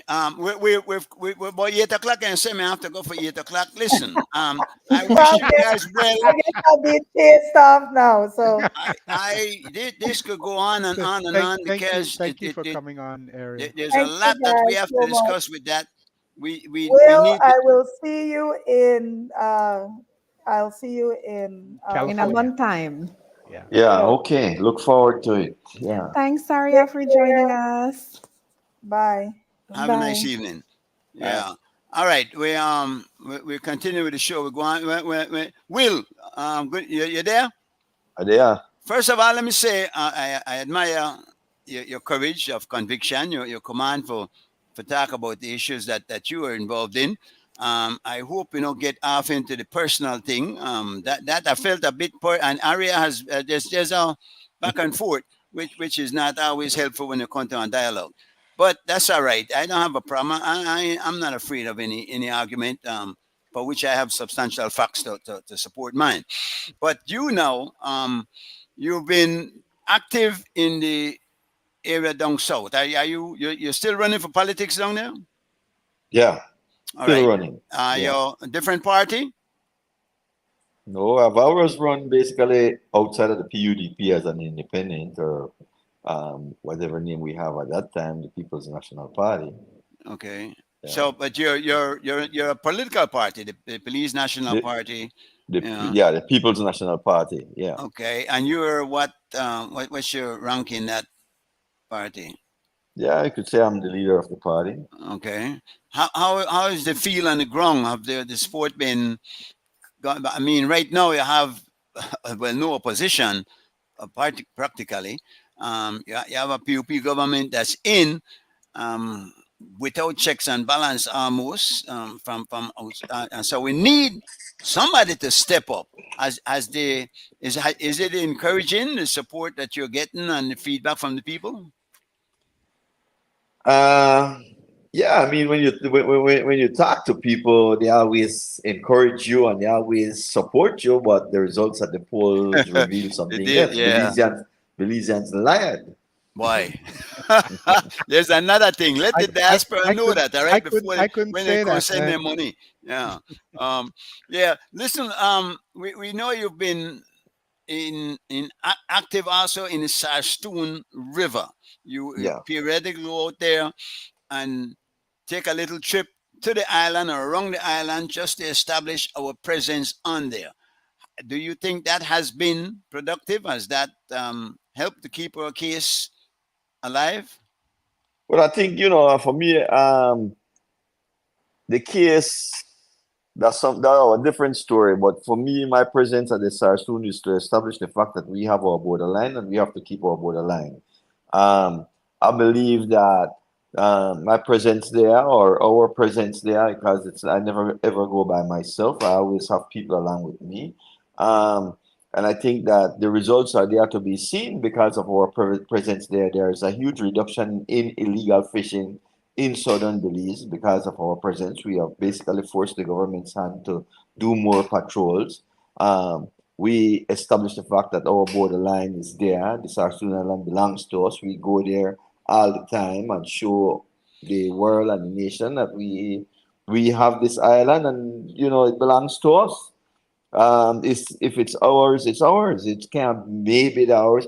I believe the 1859 treaty clearly defined our Establishes it, border. And that's our border. So I mean, but are you concerned that maybe it can one incident that might spark something that's beyond our control or what we can handle if because take for instance and I've always said that Belizeans have been smart, that we haven't been antagonizing Guatemala as such and giving them reason to say, well, we need to deal with them people here, as is the case with the Palestinians, but we are not oppressed in the way the Palestinians are.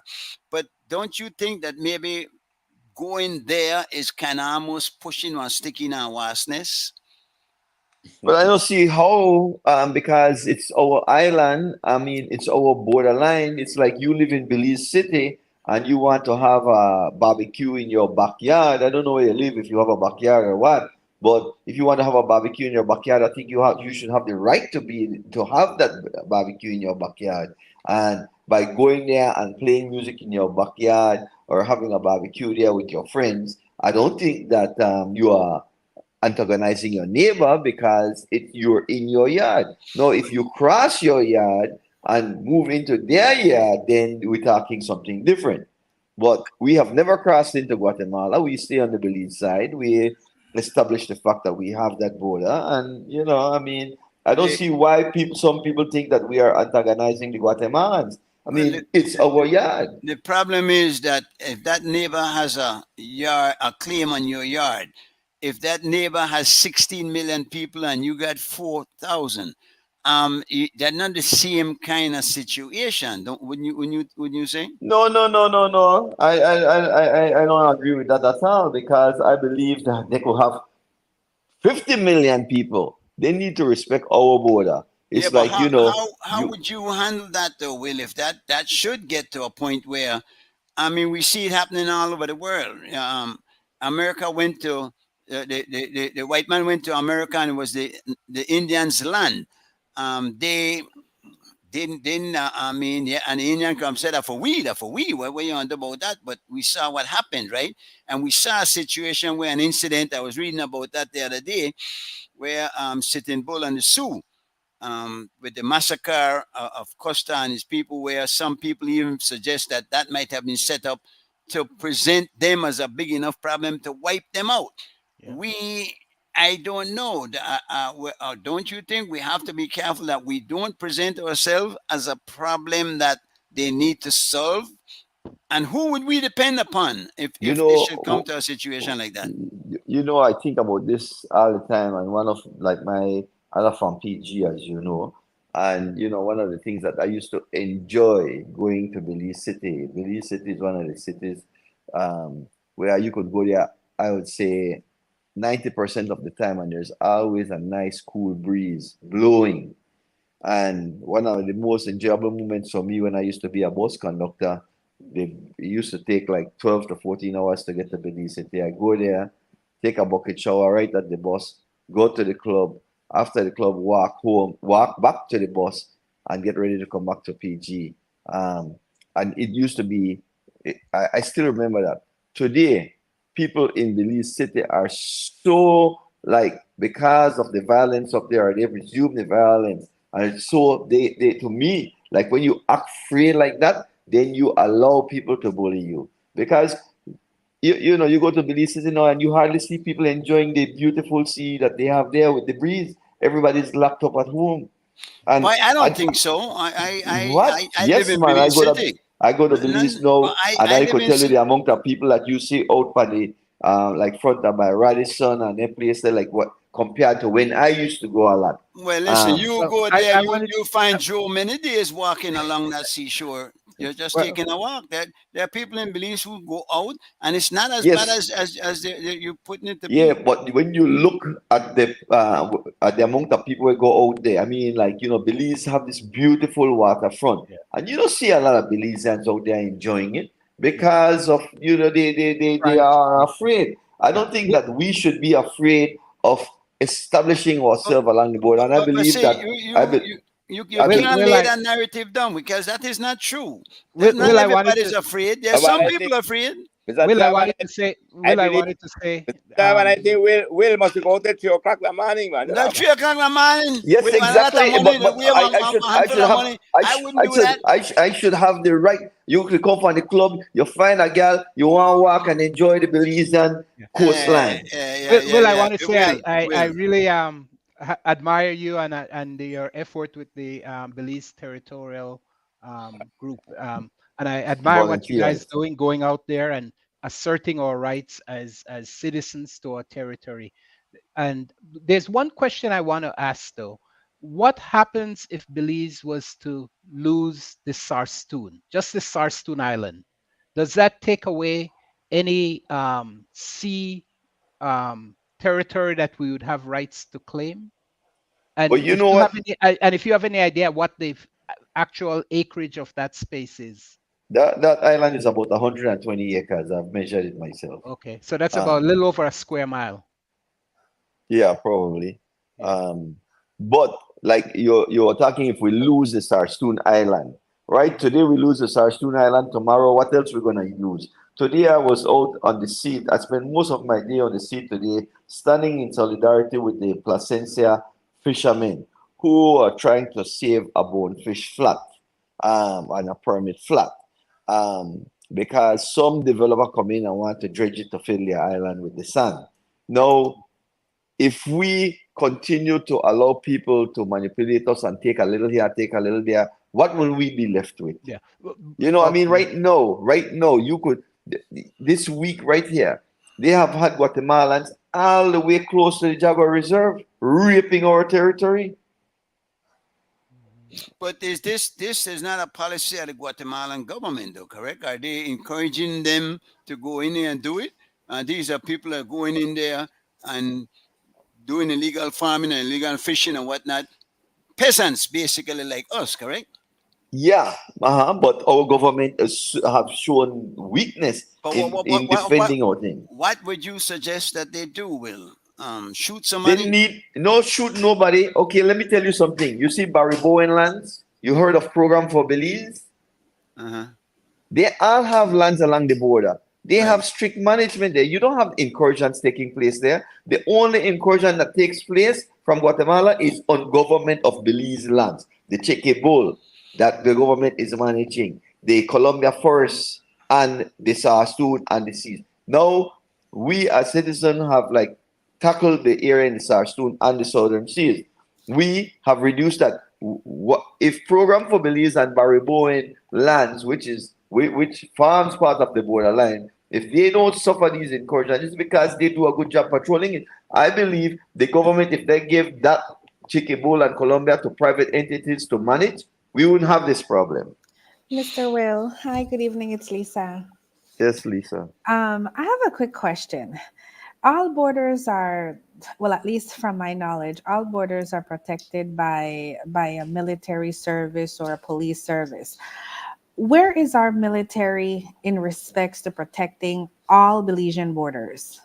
Yeah, our military, and again, I don't blame the guys in the military, it's the generals and the higher ups, the ministers of defense, the secretary of defense, the people who run the show. It's so corrupt that we are losing our territory on a daily basis. You can't, why is it that you don't have incursions on the privately managed border area, like Program for Belize and Barry Bowen land? But do we have the manpower we have the manpower, my brother. We do have the manpower. In the Barry BDF? Bowen, yes, we do. We don't have the willpower, but we have the manpower. Are you serious, Will? What do you mean? I 100% serious. If we who don't even have guns, who don't, and I don't encourage guns, because one thing with policy on my boat, I never take anybody with guns on my boat. Before they get on my boat, I'm like, especially when I get people from our district, Belize City and Donovan. If you have gun, leave it in your car. That's a good Don't policy. bring it on the boat. That's a good right? policy. I That's agree. our policy. Yeah. And if we, just citizens, could have reduced illegal fishing in the south, right? Just citizens, a handful of us supported, and again, the diaspora, I will big them up because the next send will leave $50 because every time we put a boat of water, it burn fuel. So they always send Mario Lara, our big contributor. I hope you don't mind that I call him out here, but people like him buy our fuel to go to those places, right? Appreciate that. They have a ballet, I think, that gear or whatever. I don't have the list of them, but they got a handful of Belizeans who live in America who keep our tanks full. Okay? They motivate us to do what we do. I go to Belize City, and the amount of Belizeans that I meet that say, man, I appreciate what you are doing, that motivates us to do what we do. Right? So I believe that if the government of Belize, the United States, just give them a brand new caravan plane. That plane, what is it being used for?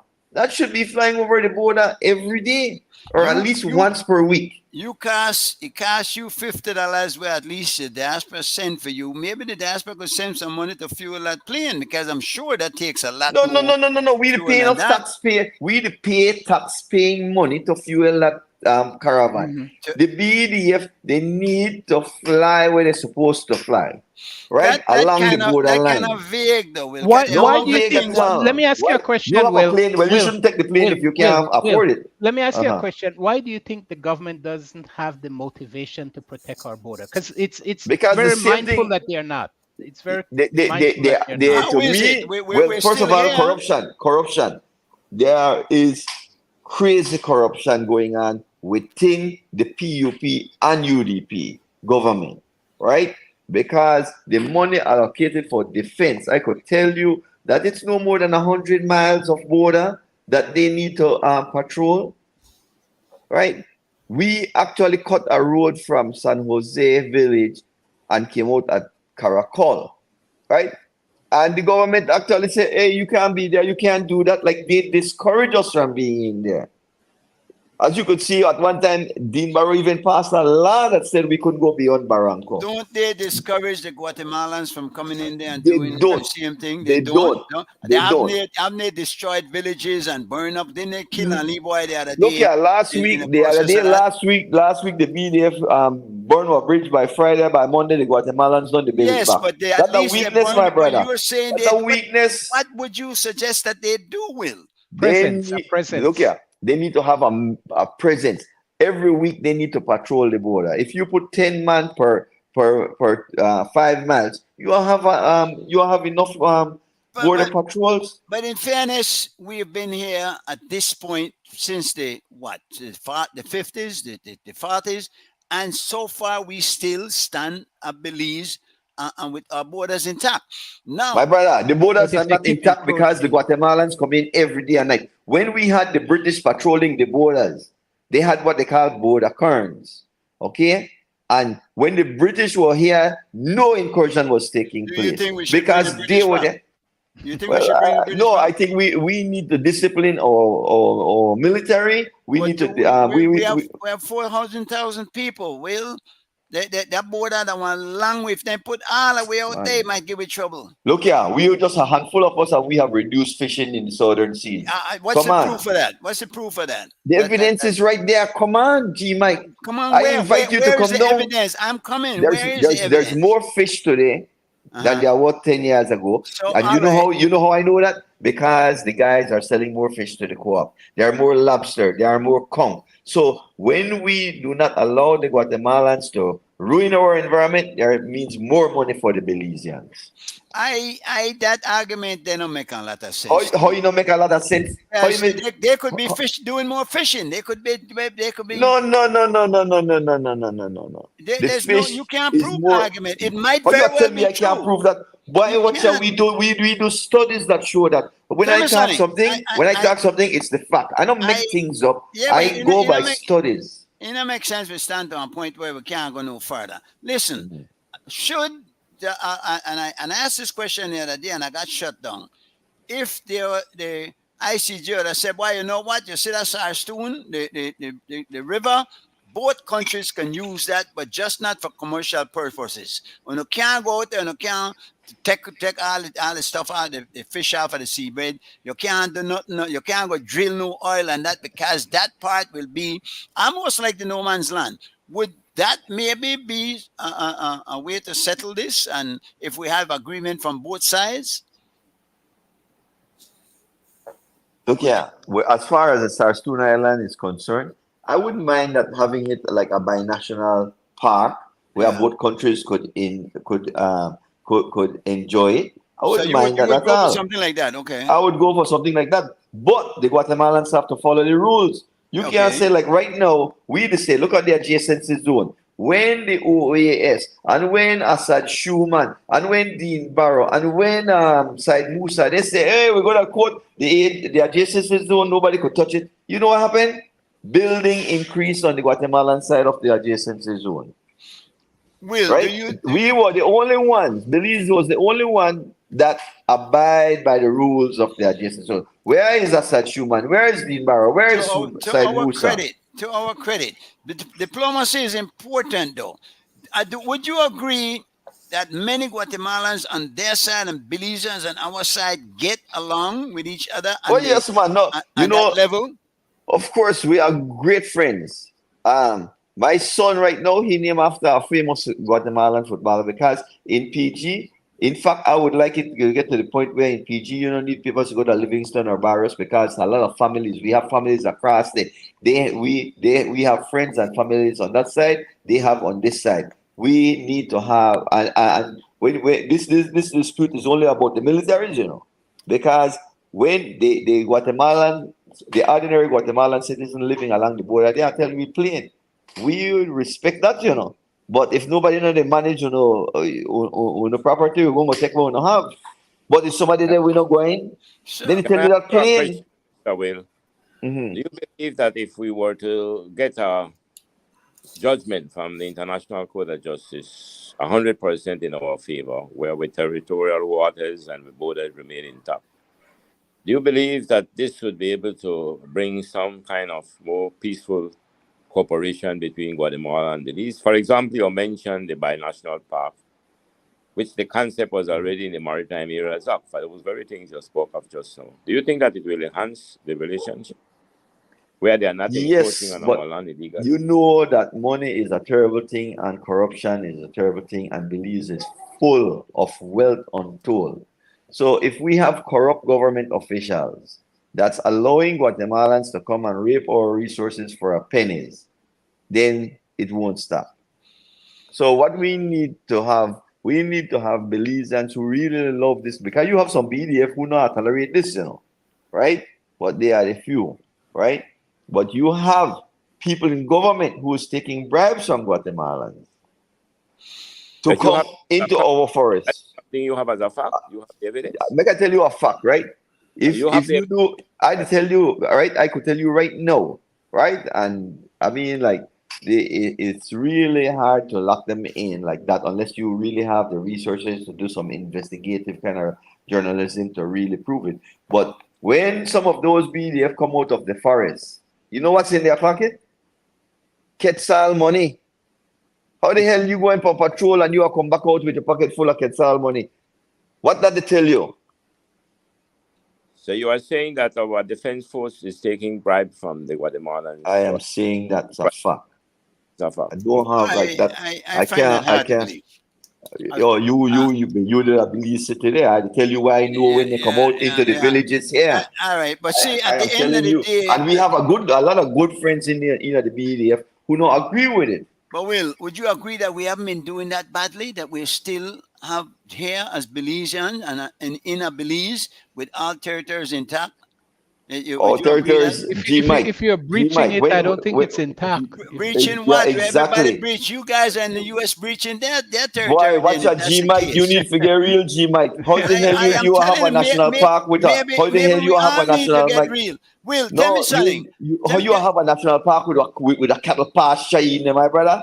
You think you as a Belizean you could go to any park and put up a cattle pasture in there? Who, You are who getting has locked who up. has put a cattle park in there? Look Guatemala. here. And they built a Belizeans have bridge. done nothing to remove that. Nothing, absolutely How nothing. many things have we not heard them burning plantations, Man, that's a once closing in a out? while. The OAS How have much can we betrayed do, this Will? country. No, Tell man, me we could do a something. lot more. We Let me could do a ask you a lot more. question. Let What me ask you. happened to our so-called friends of Belize who put up Well, they, all the money all to make right. Onogang and vote Let yes to me ICJ? let me Where ask then you. they? Let me ask you a question. How you feel Uh-huh. about the Queen and the Belize dollar? Look at that. Right now, I don't got no feeling about that. My feeling that make we protect our border and our natural resources. I That's agree my with you. feeling. I But agree the with you. only I way we agree. can do it is by having backup. Because if Back up, then look at we can't first. distance ourselves from the very people who will expect to defend us. No. That like you tell me I can't put a fence there because my neighbor he have more money than me, so he could put a fence there and I can't. No, you could put any kind of fence there. Well, if You you just got a mark your bulldozer territory. and if you got a You bulldozer know, and you got one army like behind trained you by are the back down. IDF, You are that back don't down. matter. But no, you try diplomacy. You go through the legal channels. You take it Look to here. court. The diplomacy have tricked Belize. What has the OAS done for Belize? What They has they betrayed done What us. has against it? They What have they betrayed done us. against Belize? What have they they turn their done? face because they should be the one calling out Guatemala when they're cutting down our rainforest. You have not heard a word from them. What, Neither have you heard from Schumann, who made an idea with them on this Palestinian thing. But if he could make such an emotional speech for Palestine, why he can't make one for Belize? They tell the world, make Guatemala leave us alone. Haven't we said that in even song? Haven't Why, we? please? You see 2 weeks ago when the Guatemalan military Yes. abused our general. You But see that? Huh? explain that to me. How was he abused? Man, that are like your neighbor come in here and tell you sit Right. down, and you sit down and you not even try to do anything. What That's the happened? Well, abuse. you were there. What happened? They followed him They around. they follow them around, came into our territory Right. with their guns, which is a violation of our sovereignty and violation of the Belizean rights, because they were And in Guatemalan waters. While they were opening up the forward operating base, the Guatemalan armed forces was in Belizean waters right outside of the base, right. less than 1,000 yards away. Come And on. did they aggress the general? Did they aggress our Aggress? They soldiers? Did tell they us get aggress out our of Belize. people? They tell him get out of Guatemalan waters. And did If he I was get that out? general, Did he get out? yes, he get out, yes. He left as soon as I tell him that he just turned around and gone. He never just turned around and gone, but he gone. He But should have put what the would you anchor have down and said, wanted this is him my to? country. He should have put anchor down. I think you're asking too much of our No, man, soldiers no, out man. there. No, man, no. For our soldiers are willing, Like I tell you that the higher ups Willing who to will do what? tolerate them. Die? To defend, you In talk what about way? die. How the Much hell people can we die. defend that? Will tell me that, please. How can I we? just tell you, look here, I just show Diplomacy you. is our only weapon, the only No, way. man, we need to maintain a presence, and when they come over, we throw them back. Shoot their ass. Shoot No, them. no. You see, you to go by violence, man. Well, how that only way you Have could you do that? seen me kill anybody? Are Have they? you seen me kill anybody? Yeah, but hold on, Will. Right? I haven't seen anything yet like that. But do you know that these people will kill themselves and say that you killing? No. Well, if I know I not kill, I could sleep good. Yeah, but then the rest of the country will sleep under bombs and threat. No. Because if they can You see, present you to the world, only the quan, like you frighten the Belizean people with nothing, G, Mike. that you to set this up, Rasta. Oh, Listen. I try set this up. You Are make them push you around, my boy. You said that you're which side with Assad with the Palestinian issue. You are aware what happened over there and how it transpired, how it came about? I just say that just like how Assad Schumann could be out there. I don't hear him anytime recently since he come and campaign for yes to ICJ. I don't hear him make any statement after that. Did you? You hear him? But And I like the guy, I just tell you. Maybe they don't make it public enough, but our government has made statement Look after here. statement to the You see OAS and even to the United Nations. Nah, last 2 weeks when that Guatemalan came into Belize territory and told our general, the highest ranking BDF, to get out of his country. Right. Did our government protest? Did the OAS say anything? Do you know that they didn't? Are I you know sure they that they didn't. didn't? I know Didn't they the general didn't. say he would go back and talk to his superiors, and then his superiors would pursue the Nothing was done, channel? G Mike. Nothing was done. You know that nothing was done. They came in here and abused our Let me soldiers. ask you. Then following up, I know that the Guatemalan generals did have a meeting, sit down, where they discussed some issues and made further claim on the Sarstoon Island. Could you fill us in on that if you're aware of that? Yes, I mean, yes, the Guatemalans continue to violate our sovereignty by crossing into Belizean territory, and every time, you know what? No. I'm talking right specifically. now, I'm talking specifically of what a group of generals gathered in a meeting and was discussing and further the claim. Are you aware of that? I'm aware of that, and I would have expected that our government would have protested the statements made by their top ranking official. Did you hear our government say anything? Absolutely not even a word. No. But that's how it go. They're worse than Sadie Elrington right now. See why? Do you have that map with the region, the whole Central American region? Said it did. He kind of said something that he shouldn't have said at the timing, but borders are artificial drawn, right? We can, right. But the way he said it gave different implication. Yes, but when this PUP crowd was in opposition, I took every one of them right now that's in cabinet. Me personally took them down to the Sarstoon Island, right? I invite Shine too. He not come yet. But Thank you. When You see this map. You see the size of these two countries, and that on a scale that, if you really look at it realistically, it's even bigger than that.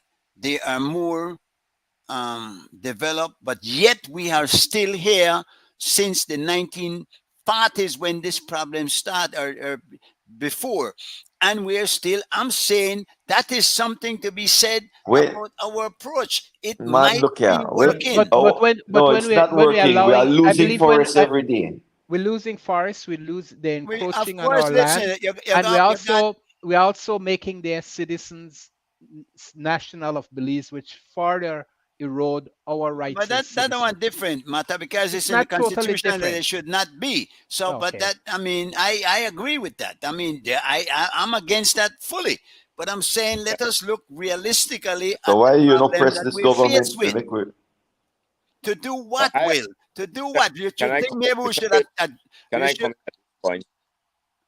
go Yeah, ahead, Joe. Mr. Cowie.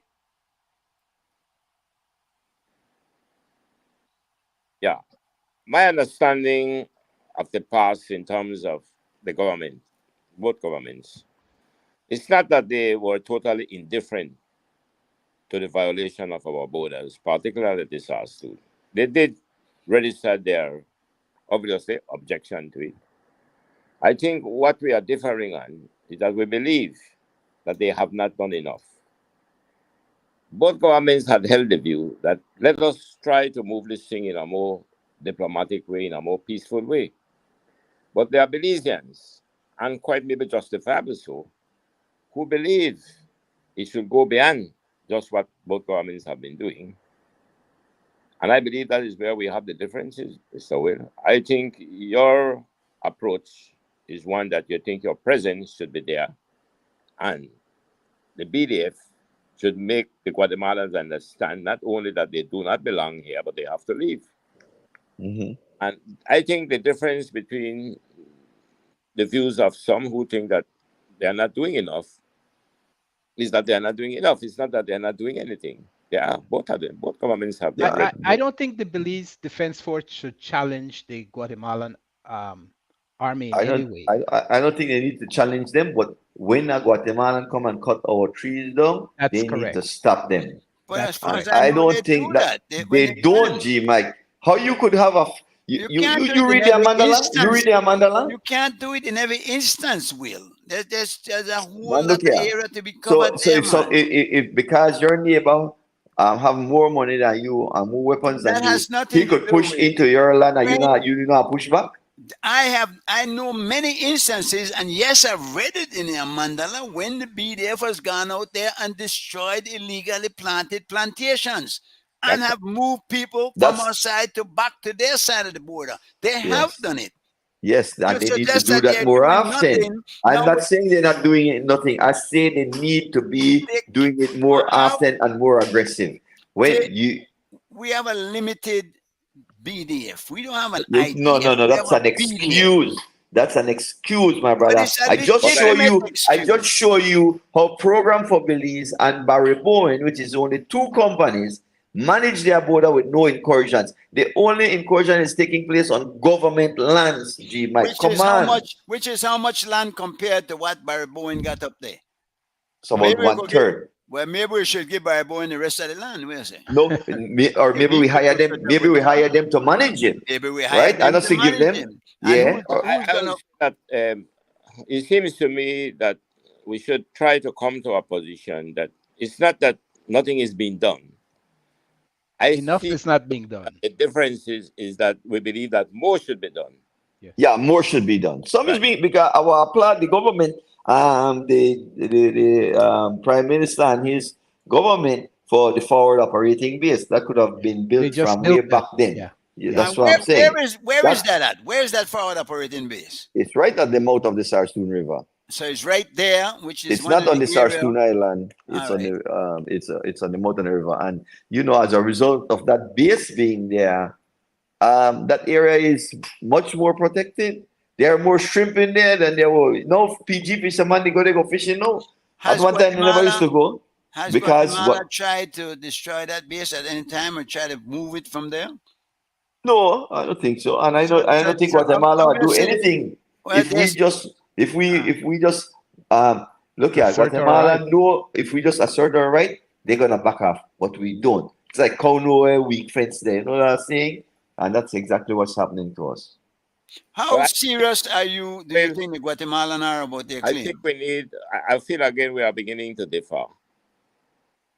I don't know what you mean by assert. If assert means to take stronger measures, but I think Just both governments have asserted their territorial rights, the country's territorial rights. It's just that maybe they are not doing it in I think more aggressive. the point is they're allowing the incursions or make it go Allowing to are not the right extended word. period of time. Allowing, they're Well, not allowing. may, Allowing maybe would no. that seem that maybe well So I don't they're think not. I think any they're They not government. allow it, stopping. They yes. can't stop everything. They're You not can't say they stopping it. can't stop it, G Mike. They don't have the will to stop it. Look here, but I tell you something. When we first started the territorial volunteers, there were Guatemalans camping on all these keys in southern Belize. There's not one there now because you know what? We physically throw them out. So do we maybe need more territorial volunteers? Yes, Are yes, you recruiting?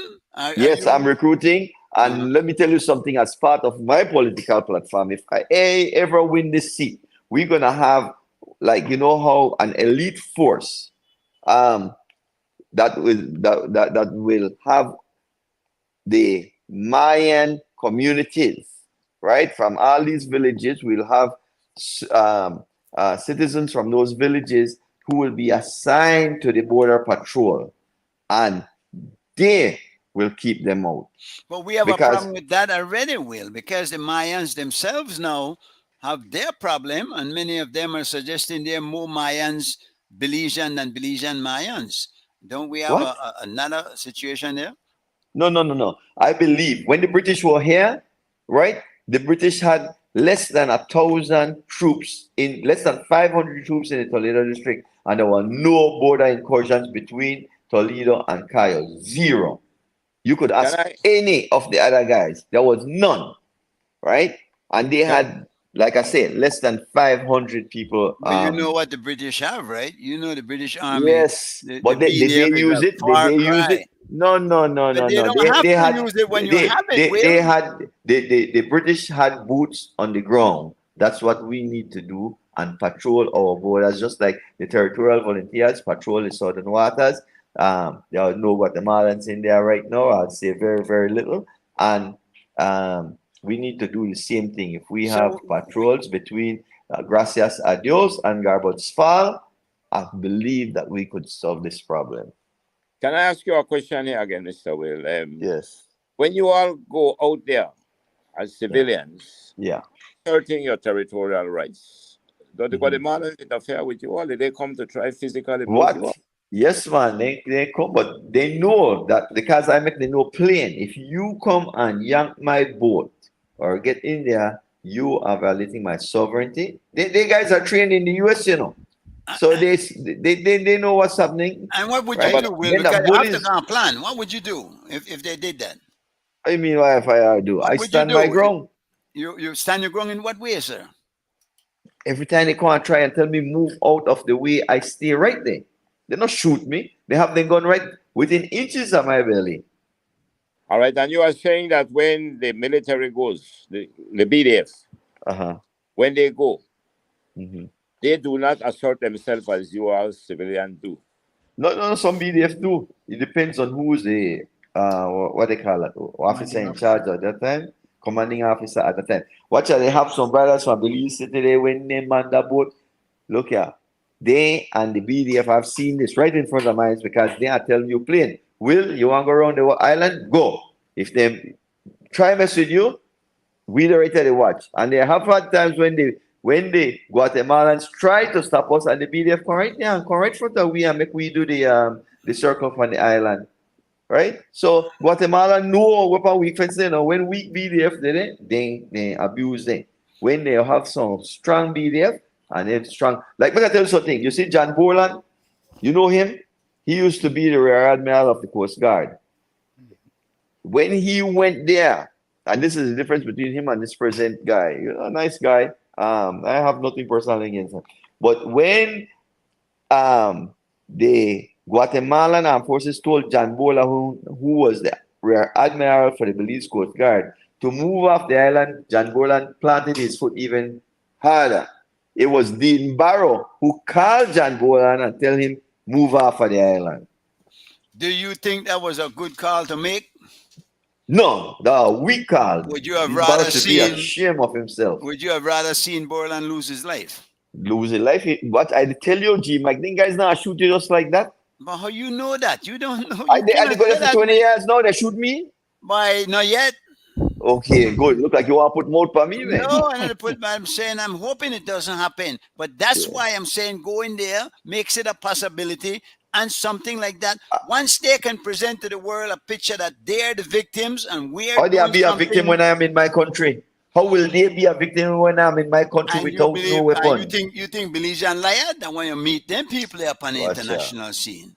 You Right, don't think they will watch tell out. a lie? You don't think they will drag you over We on have for this our side? evidence. No. They can't do that. We have all the technology right now. A simple cell phone, I make you know, like, yeah, what this is our we Mr. there with Wales. location. Yeah. Sir. As I'm listening to you, it makes me begin to wonder indeed, why would the head of government, the Prime Minister, would call Mr. Boland, the commander in charge, to back off? Now, what information did he get to cause him to make that decision? Because you are telling me that once you take a stand, they will just back off. That is the Guatemalans. They back off. So why is it that the political directorate seems to be taking a different position? A lot of them Is have it that out G. of Michael Reed ignorance? mentality. They thinking that they're bigger, so they better. No, Why you don't think that's true? that's not true at all. What bad about we, Rasta? We got problem with was yourself. We fight up one with self. What bad about we? We need to stop to fight among Yeah, ourselves. yes, indeed we do. Indeed we do. But that's a pipe dream. See, you're the romanticized will, and No, man. How I romanticize? I go there every time. Uno can make And you me watch be the the next bad trip. guy here if I don't want. Me not got no problem with that. Me go deal with all of that. But I am just saying that we have to approach this from a diplomatic standpoint, from a Diplomatic. sensible standpoint, and it's Diplomatic. our How right long for will you. they approach? The more we approach it from diplomatic standpoint, and I know the same make we go fight, you know. I just But say that's make we exactly stand the way our to say ground. that the way you No, have to man. be. No. Not to stand How I your say about ground fight? mean. Stand Not your to ground. stand your ground When the mean. man, I can tell you what they mean. When the man tell me move off of the island, I stay on the island. What And here if do? and if he grab you and push you away under. Can't grab me and push me. What do you mean can't? Because if you do What do that, you he mean is can't? violating my human rights. He is. But He Mr. is. Wales, what I sense here, and I'm not passing any judgment, I cannot. But listening to the courage that you and your group have displayed, and that you have been able to assert the rights over the border. When the BDF would go, there were instances, as you mentioned, the John Boland case, stood the ground, but the political directorate advised to back off. Is it simply because they are probably misunderstanding the circumstances and believe that the action of Boland was too provocative and could incite problems, when in fact that was not the case? If Boland would have been left on the ground, perhaps indeed the Guatemalans would get the message. Yep. In fact, So if it was up I to don't Boland, believe that the base would have been built on the political island. directorate is acting in no way in complicity with Guatemala. So in that, I think it's a case of where themselves should maybe take the trip and go there. Maybe some of them needs to go to the political directorate and to understand what it's like. I'm just trying to, I'm not saying I'm making any judgment, but listening to you, as civilians have asserted their rights. I think and Musa did go to on one of your tour. Is that correct? Yes. Yes, Courtney went.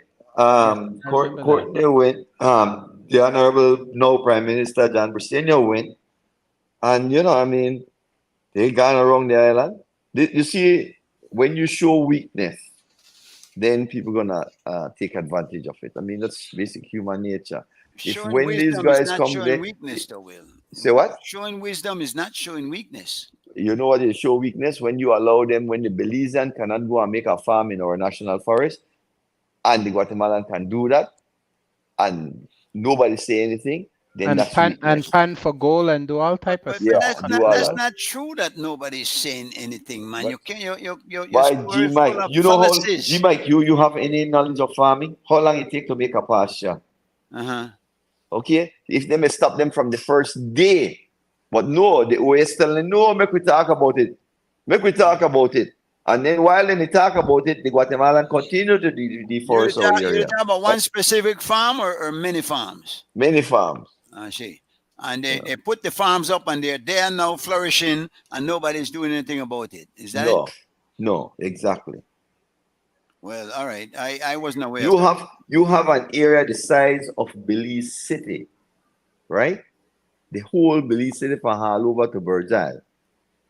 That's inside our national forest. You got an area bigger than that to burn now, you know. Yes, I know. What you That's think about true. that? Well, that I mean, we have to try and do something. But again, make we talk about that a little bit, because if and again, it's sad that both the POP and UDP have taken us lightly in the south, and again, our leaders have taken ourselves lightly too, because every dry season, my brother, we lose millions of dollars worth of forest resources because of forest fires. So every village should have had their own forest brigade to fight these fires, Mm-hmm. right? We don't have any fire equipment in none of the villages there. Absolutely none. Well, So when fire spread, well, that's you are well, depend on God. I don't know if anywhere has a better firefighting machine than the US, and you know how many acres they lose? Yes, yes, Millions of acres every yes, my year. brother. That Yes, fire does sometimes, in that's fact, a true. natural occurrence. Yes, that's true. That's true. But I mean, what I'm saying is right here. We need to take it more Do, serious. do we maybe demand too much of ourselves and expect too much of ourselves with the limited No, resource that we no, have no, no, available? no, no. You check all of the There are lots people of who ways of fighting fire preventively without exactly. having fire trucks and those things. Yeah. They If could we do had they could do just proper cutting and clearing exactly, and stuff exactly. ahead Yeah. of the season Yeah. with a brigade. Yeah. It could Exactly. prevent fire. And a lot of people, a lot of people just burn, like they set the fire and they walk away hoping that they'll burn itself out. That's wrong and it's illegal. But how many people in this country have been charged for illegally setting a fire? How many? Well, if Anyone they that has don't been charge caught them to doing it, cross illegally the border, how you expect them to be charged for fire? Exactly. Yeah, that's true. What has been the We we we impression? we we, we, we have to really, What's really. your impression of the era representatives in the East and the West in Toledo in terms of this SARS-2 issue? What has been their position? Both sides, both are they? Well, when they are in the position, oh man, look at they have all the solutions until they get into office, and the evidence speaks for itself. You remember before election, like again, I say I remind the country or the world that me personally took them, almost everybody that's in cabinet right now, when they were in opposition, to the border, to the Sarstoon Island. But when they get in there, they're like, well, again, I'll give Johnny Briseño his credit because, he made the funds possible to build a decent base over there. But you know that base was abandoned. It was us, the territorial volunteers, who went and occupied the base. And it brought shame to the government. And the government decided, you know what? We can't have, like they call we a ragtag team or whatever. They take over this base. So then they found the money to build a nice, decent base, which now reduces illegal activities in the area. Could have been done Credit to long the time.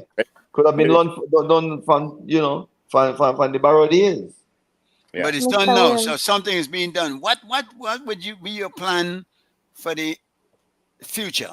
How do we go from here now? And are you willing to wait for the court, or you don't No, have any faith in the court?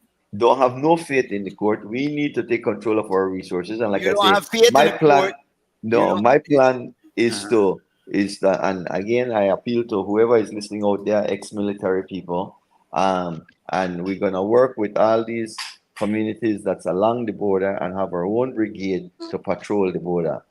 Okay, And we need to continue to do that. Were successful in the sea part, and now we have to move into the land part. How's the terrain? Do we have a road along the border? Is there a road that they can just patrol? Yes, we have a trail, not a road. You can't drive on it. Okay. But they have trails that we could patrol if we have the will. If look, I tell you, if we had the resources to patrol the border, I mean, we do in the BDF. The government we just need to get serious about it. You can't tell me that we don't have the resources. We have the resources, right? To patrol the border, just like program for You mean Belize and manpower? Barry We got enough Yes. manpower. We have to do enough that. manpower. We I have see. enough Enough manpower. money to sustain that. And enough money to sustain that. All Don't right. tell me we don't Yeah, have enough. We yeah. do have enough.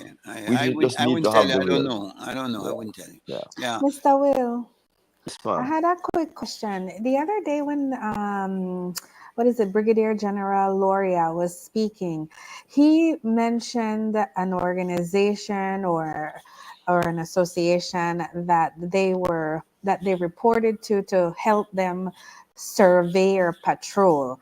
Can you elaborate on what really is their role, and it would and he made me understand, well, at least from what I was listening to, he made me understand that this organization, like, I don't remember the name, maybe you do, Yeah. are afraid for the BDF to even escort them to do the surveying so we can patrol properly.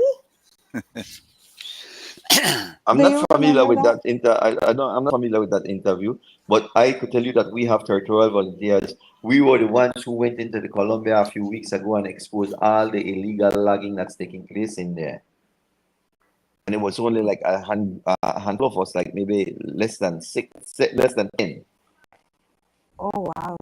So crossing the border, Deidre wants to know if there's a difference between those who cross the border legally to settle in Belize or build farm and whatnot, or those caught in the waters around the Sarstoon. Which is more prevalent? And is any of them being addressed more than the other? Well, we have such a huge amount of people moving into our country from Guatemala that without those guns, they could like easily take us over.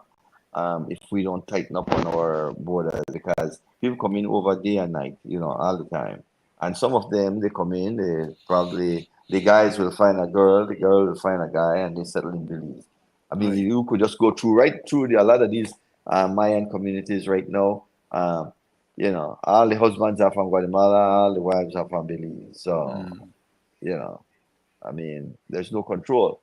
We need to start to put things in place. How would you control that, Will? How could you control that? More resources. We need to No, have, no, no, no. you know, I mean, these Guatemalan men come over, find Belizean girls, and I'm sure that it's vice versa too. Belizean yes, girls go find Guatemalan yeah. men, and they decide to settle in Belize. How would you handle that matter there?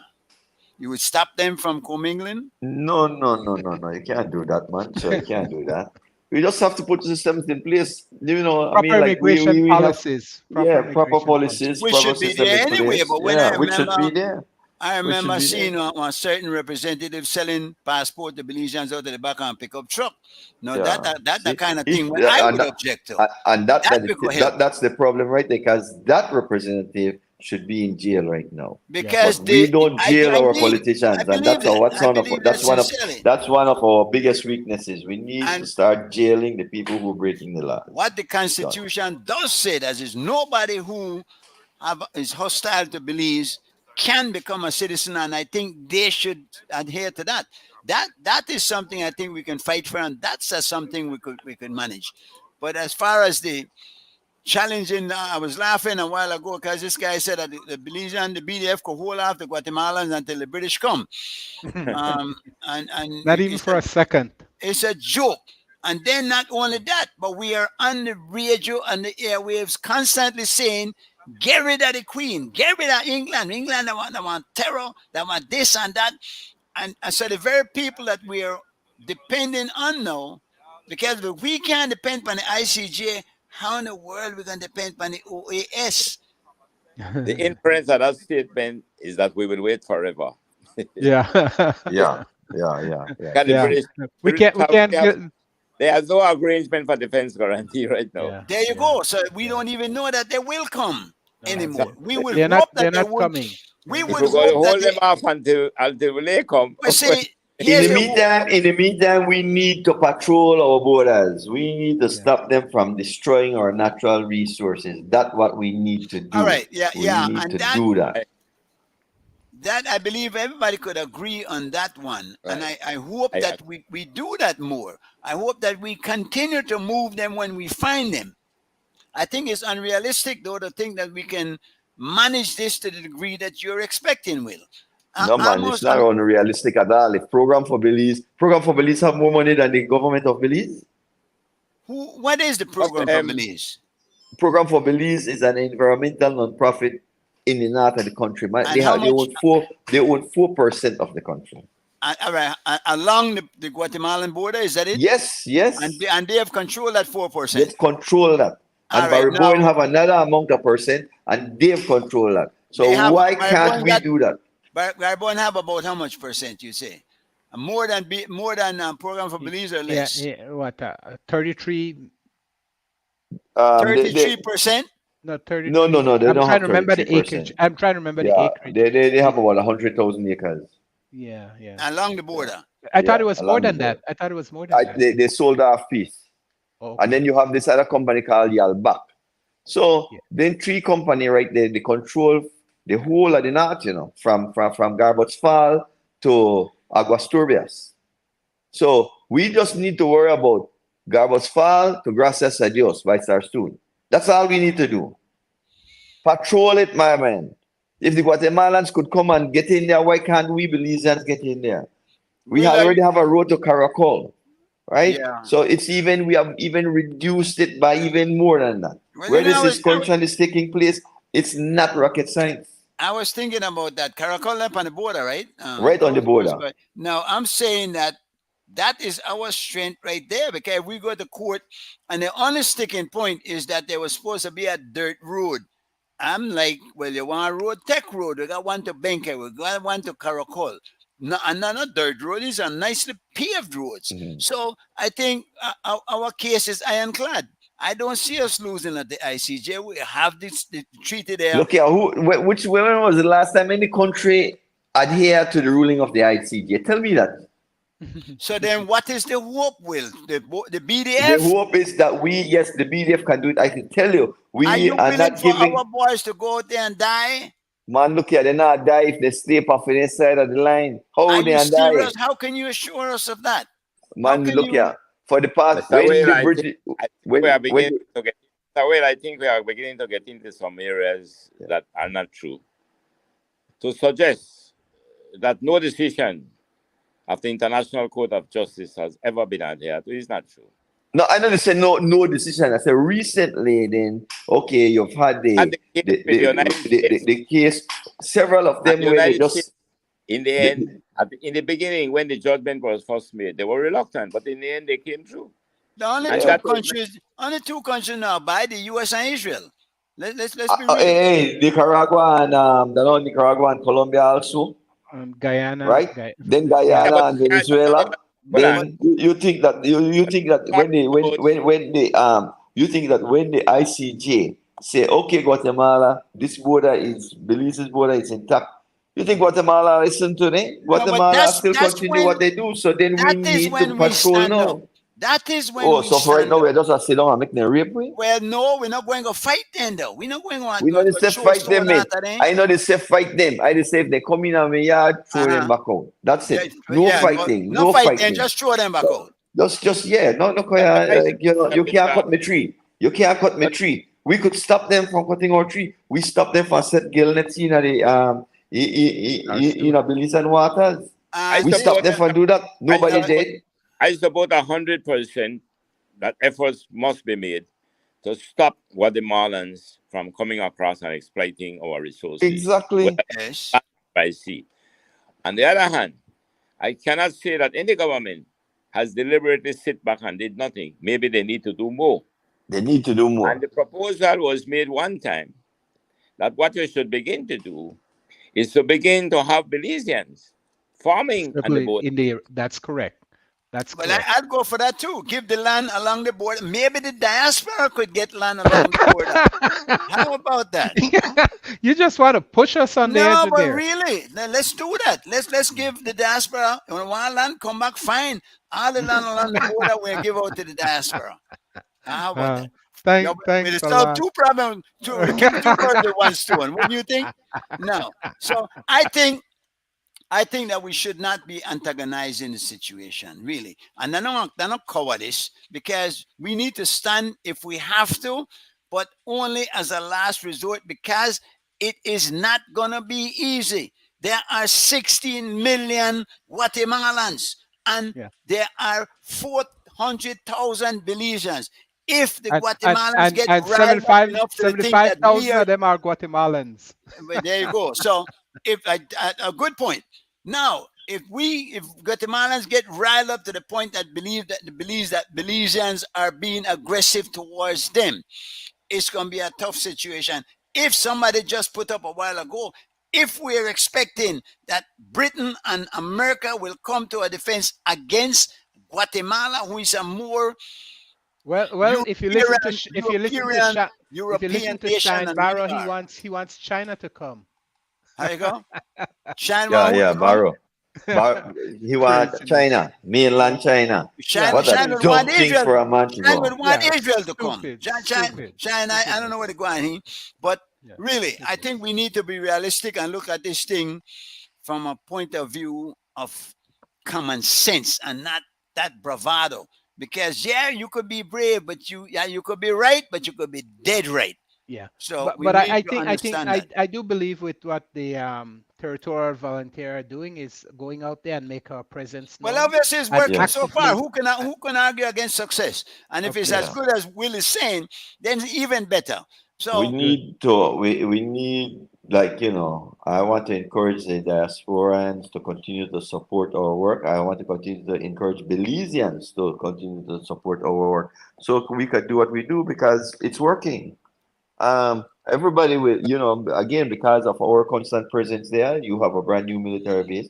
We need to open up our border lines like when the British were here. You could walk, that when the British were here, right? You could walk from Grasses just all the way to Garbage Falls. It was a clean, clear line. and Why is it they that never keep it clean. All they right. never keep it clean? After How we get independence, they never keep it clean. how do you Well, Mr. feel? Whale, I know we are coming to the end, but listening to your testimony tonight, there was a time indeed, maybe before the show, when I thought maybe you were becoming, well, your group not becoming maybe somewhat unnecessarily provocative. But listening to your experience, maybe we should take a step back and try to support you all in what you are doing. Yes. So I Definitely, The, for the sure. point the point is though that we have to be careful. We don't want to tread out there recklessly. Will, how do you see the ancestral rights, the Communal. indigenous people claiming their rights of in Toledo and whatnot, and should we maybe give them the border? That's exactly what I just said, G Mike. I think that we need to work with them to patrol the border. We But need to can work with we them. can we rely on them when they look at this indigenous thing as spanning both countries? Interesting. We had this Yes, we fella. could depend on them. We could depend. It was so funny the last time we had a guy from Belize City who came down here. Was well recognized tour guide, I believe he was, and he went with me to the Sarstoon. And when he looked in the Guatemalan boat and he see a black man, this guy was like he almost freak out. He never know that Guatemala have black people in the military. Mm. Well, I freaked You out when know? I saw black people in the Israeli army. That freaked me Yeah. out. I didn't know that was there. And I see when they dance over the bodies of some dead Palestinians. But that aside, let us hope that we can work this thing out in a way that's best for all of us. Because and I've always said that Guatemala, with its huge size and huge population, is a big marketing base for us. We can export whatever we grow, whatever we have to sell. We have a big market over there, and we're wasting all of that by being engaged in this border dispute. We have to solve it. Yes. Obviously, we have We, to we solve need to it. solve it, but we can't be weak because right now, if we cut Guatemala off and say, you know what, you see the trade imbalance, 100 million to what, 4 million? You see that?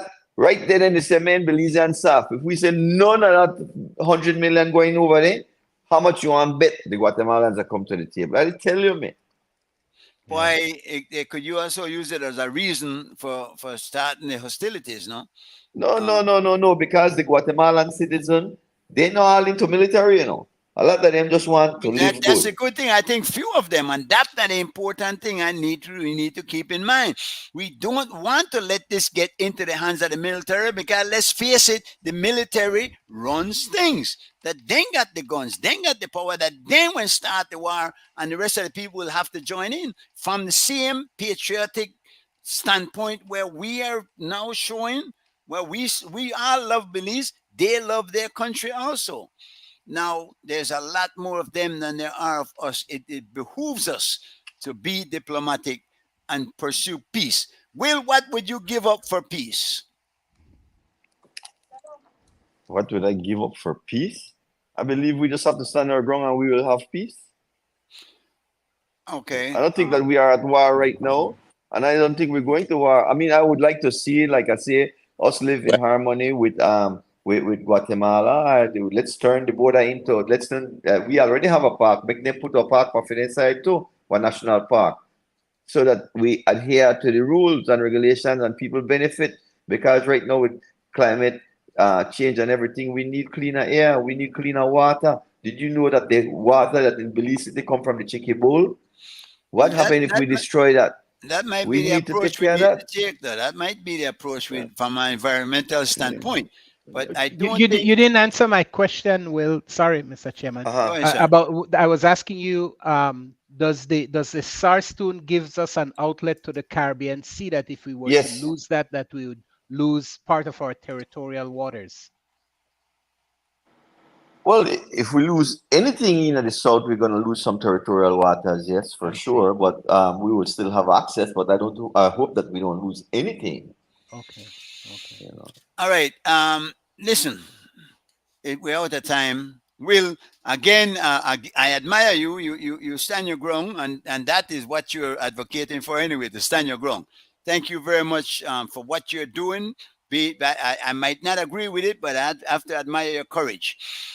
So far, we have been okay, and just okay, because we have not won anything yet, and they have not won anything. We are where we have been for the last 50, 60 years. Let us hope that we continue as a united nation, as a Belize, a free nation. What we need to do more than anything else, I believe, is to come together, including the diaspora and Belize, but Belizeans at home also come together. Our young boys on the street shooting each other up. I just heard about a couple of murders today. These are the kinds of things I think we need to address, and these are the things we can address. But to get into the waters where we go on that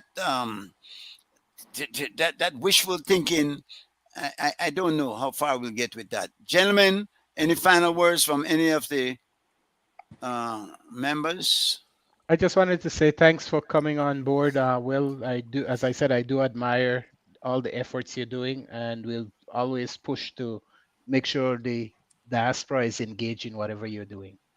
Okay, guys, thanks for having of, us. I echo the sentiments of Mr. Gregory, because I'm glad that you came, Will, because I've been hearing from yourself now rather than hearing what others are saying about what you're doing. So it was a very insightful discussion, and I do wish you well in your efforts. More than anything else, Will, you deserve our respect. You have mine. Have a nice day.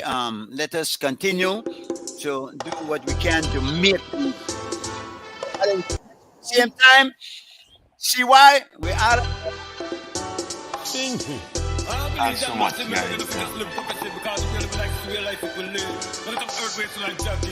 General the ball, ready for get no forgive. Aggressive, assertive, attentive, innovative. Black people representative.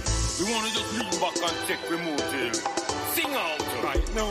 You them they kill one another right now all the time. Free the prayer to the Father right now. Billy's under fire right now, right now, right now, right now. Only you and they kill one another right now. When the time we pray to the Father right now, spreading news to your brother right now, right now, right now, right now. Blind lead the blind, prophecies fulfilled, signs of the time. When Satan billions them call it white collar crime. Granny scrape the pennies, but she cannot find a dime in the country. One more wrong and that them coke and wine. If vanity, then they try this time mankind. So they might get snatched up from behind and bleed through the eye when job bind the twine. Cause of them economy on decline, moral fabric of society on decline, ecosystem on decline. Them could have started all day, one thing they can't find, and that's a peace of mind. Sing right now, you say me kill one another right now. In the time, really pray to the Father right now. Please under fire right now, right now, right now, right now. You say me kill one another right now. In the time, really pray to the Father right now. Spread the news to your brother right now, right now, right now, right now. Hey boy, move savage. Poor people need 10 more stimulus package. So all them food for them cause all the damage. Boom. Yes, I don't find nothing in the wreckage. Big cigar, bunting cottage. Why see the globe check? Hearts and carriage. Look like they want with it start eat out a garbage. Bump that, red that, melon flip bust like cabbage. Wake up, smelly raw sewage. Junk stomach to digest all the carnage. Poor people not forgetting no left wing. So them left way, the whole is sinking luggage. And boy, I did get the message. Read the Bible but miss certain passages. Collins, pop two cartridge. Once again, Collins. Right now, use them to kill one another. Right now is the time, fully pray to the Father. Right now, Billy's under fire. Right now, right now, right now, right now. Use them to kill one another. Right now is the time, fully pray to the Father. Right now, spread the news to your brother. Right now, right now, right now, right now. Blind lead the blind, prophecies fulfilled, signs of the time. When Satan billions them call it white collar crime. Granny scrape the pennies, but she cannot find a dime in comfy. One more wrong and that them coke and wine. If vanity then they try this time mankind. So they might get snatched up from behind and bleed through the eye when job bind the twine. Cause of them economy on decline, moral fabric of society on decline, ecosystem on decline. Them could have started all day, one thing they can't find, and that's a peace of mind. Sing right now all the time, fully pray to the Father right now. Billy's under fire right now, right now, right now, right now. You say me kill one another right now all the time, fully pray to the Father right now. Spread the news to your brother right now, right now, right now.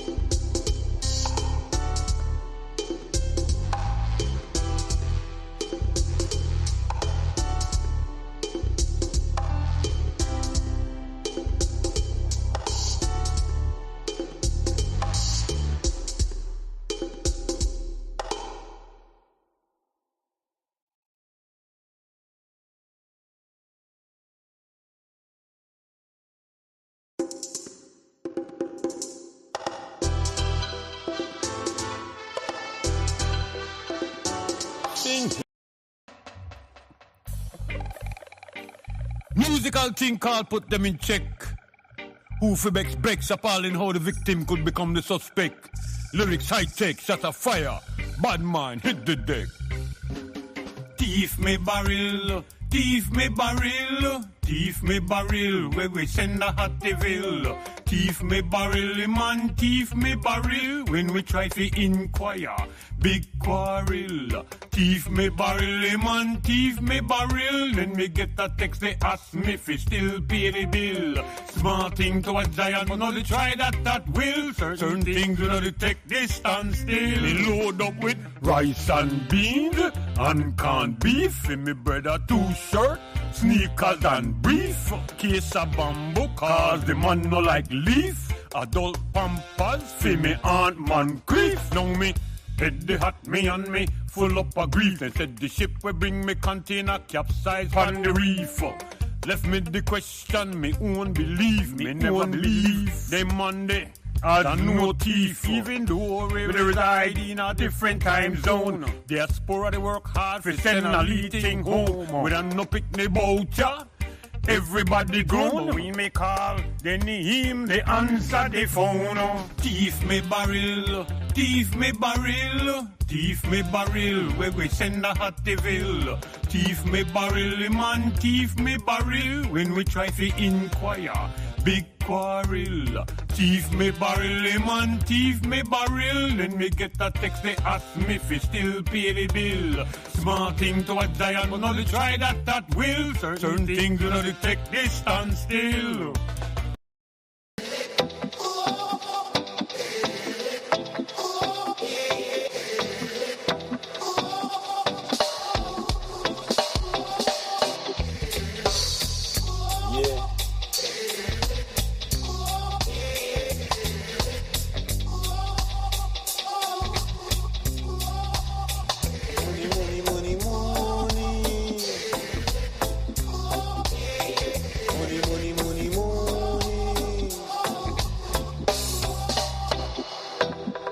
Money is not the root of all evil. It's love of money. That's the root of all evil. Right, yes or no? No. Vibes, live. Everything, numb and belly. Keep a close eye on the devil. Higher state of consciousness with a revel. Papa Curry, yeah, we tell the people. Pounds and pence, dollars and cents. Most important sense, the common sense. But enough man bends, they don't know the difference. Fatal flaw, them have to pay the consequence. You have pounds and pence, dollars and cents. Most important sense, the common sense. But enough man bends, don't know the difference. Fatal flaw, them have to pay the consequence. You say grass greener, on the next side of the fence. For a few dollars more, then it is them like that she met them, robbing them, brother, them sister, them friends. And oh shit, that's a guitar in the background. You gotta take it up, right? Break it up, right? Yo, rope in again. Once again, why alongside Kevin? I'll Rasta, here a massive, everyone knows. I'll Rasta, yeah, here a massive, loud and clear. Make your bed out and you'll have to sleep on it. Other people business, you better stop peep on it. Only your friends can know about your secret. If Adam you, I would have just keep it. Make your bed out and you'll have to sleep on it. Other people business, you better stop peep on it. Only your friends can know about your secret. Don't reveal it. Yo, nowadays highly inclined. Sweet instead of that they invent rhyme. We forefathers they touch it way before time. Proverbs, make it way in a line. Them say, seek and ye shall find. Them must say the road so with lots of signs. Hard head, soft behind. That's why high big nigga the market too kind. And I'm on step on me grind. The teacher Rasta use the way the system designed. The one I'm on the king in the land of the blind. So don't do the crime if you can't do the time. Don't try to kill the messenger, cause the message is sublime. You can't have no clue who the bell jam. You can't proceed if you don't get no sign. Friend of an enemy is not a friend of mine. Is not a friend of mine. Make your bed out and you'll have to sleep on it. Other people business, better stop peep on it. Only your friends gonna know about your secret. Now, don't reveal it. Make your bed out and you'll have to sleep on it. Other people stop. Only your friends could know about your secret. If I had me, you I would have keep it. Try not to take it for joke. Time longer than rope and rope. Really puppy will eventually choke. Can't sing my story, make your boat float. You cannot feel if you never ever try it.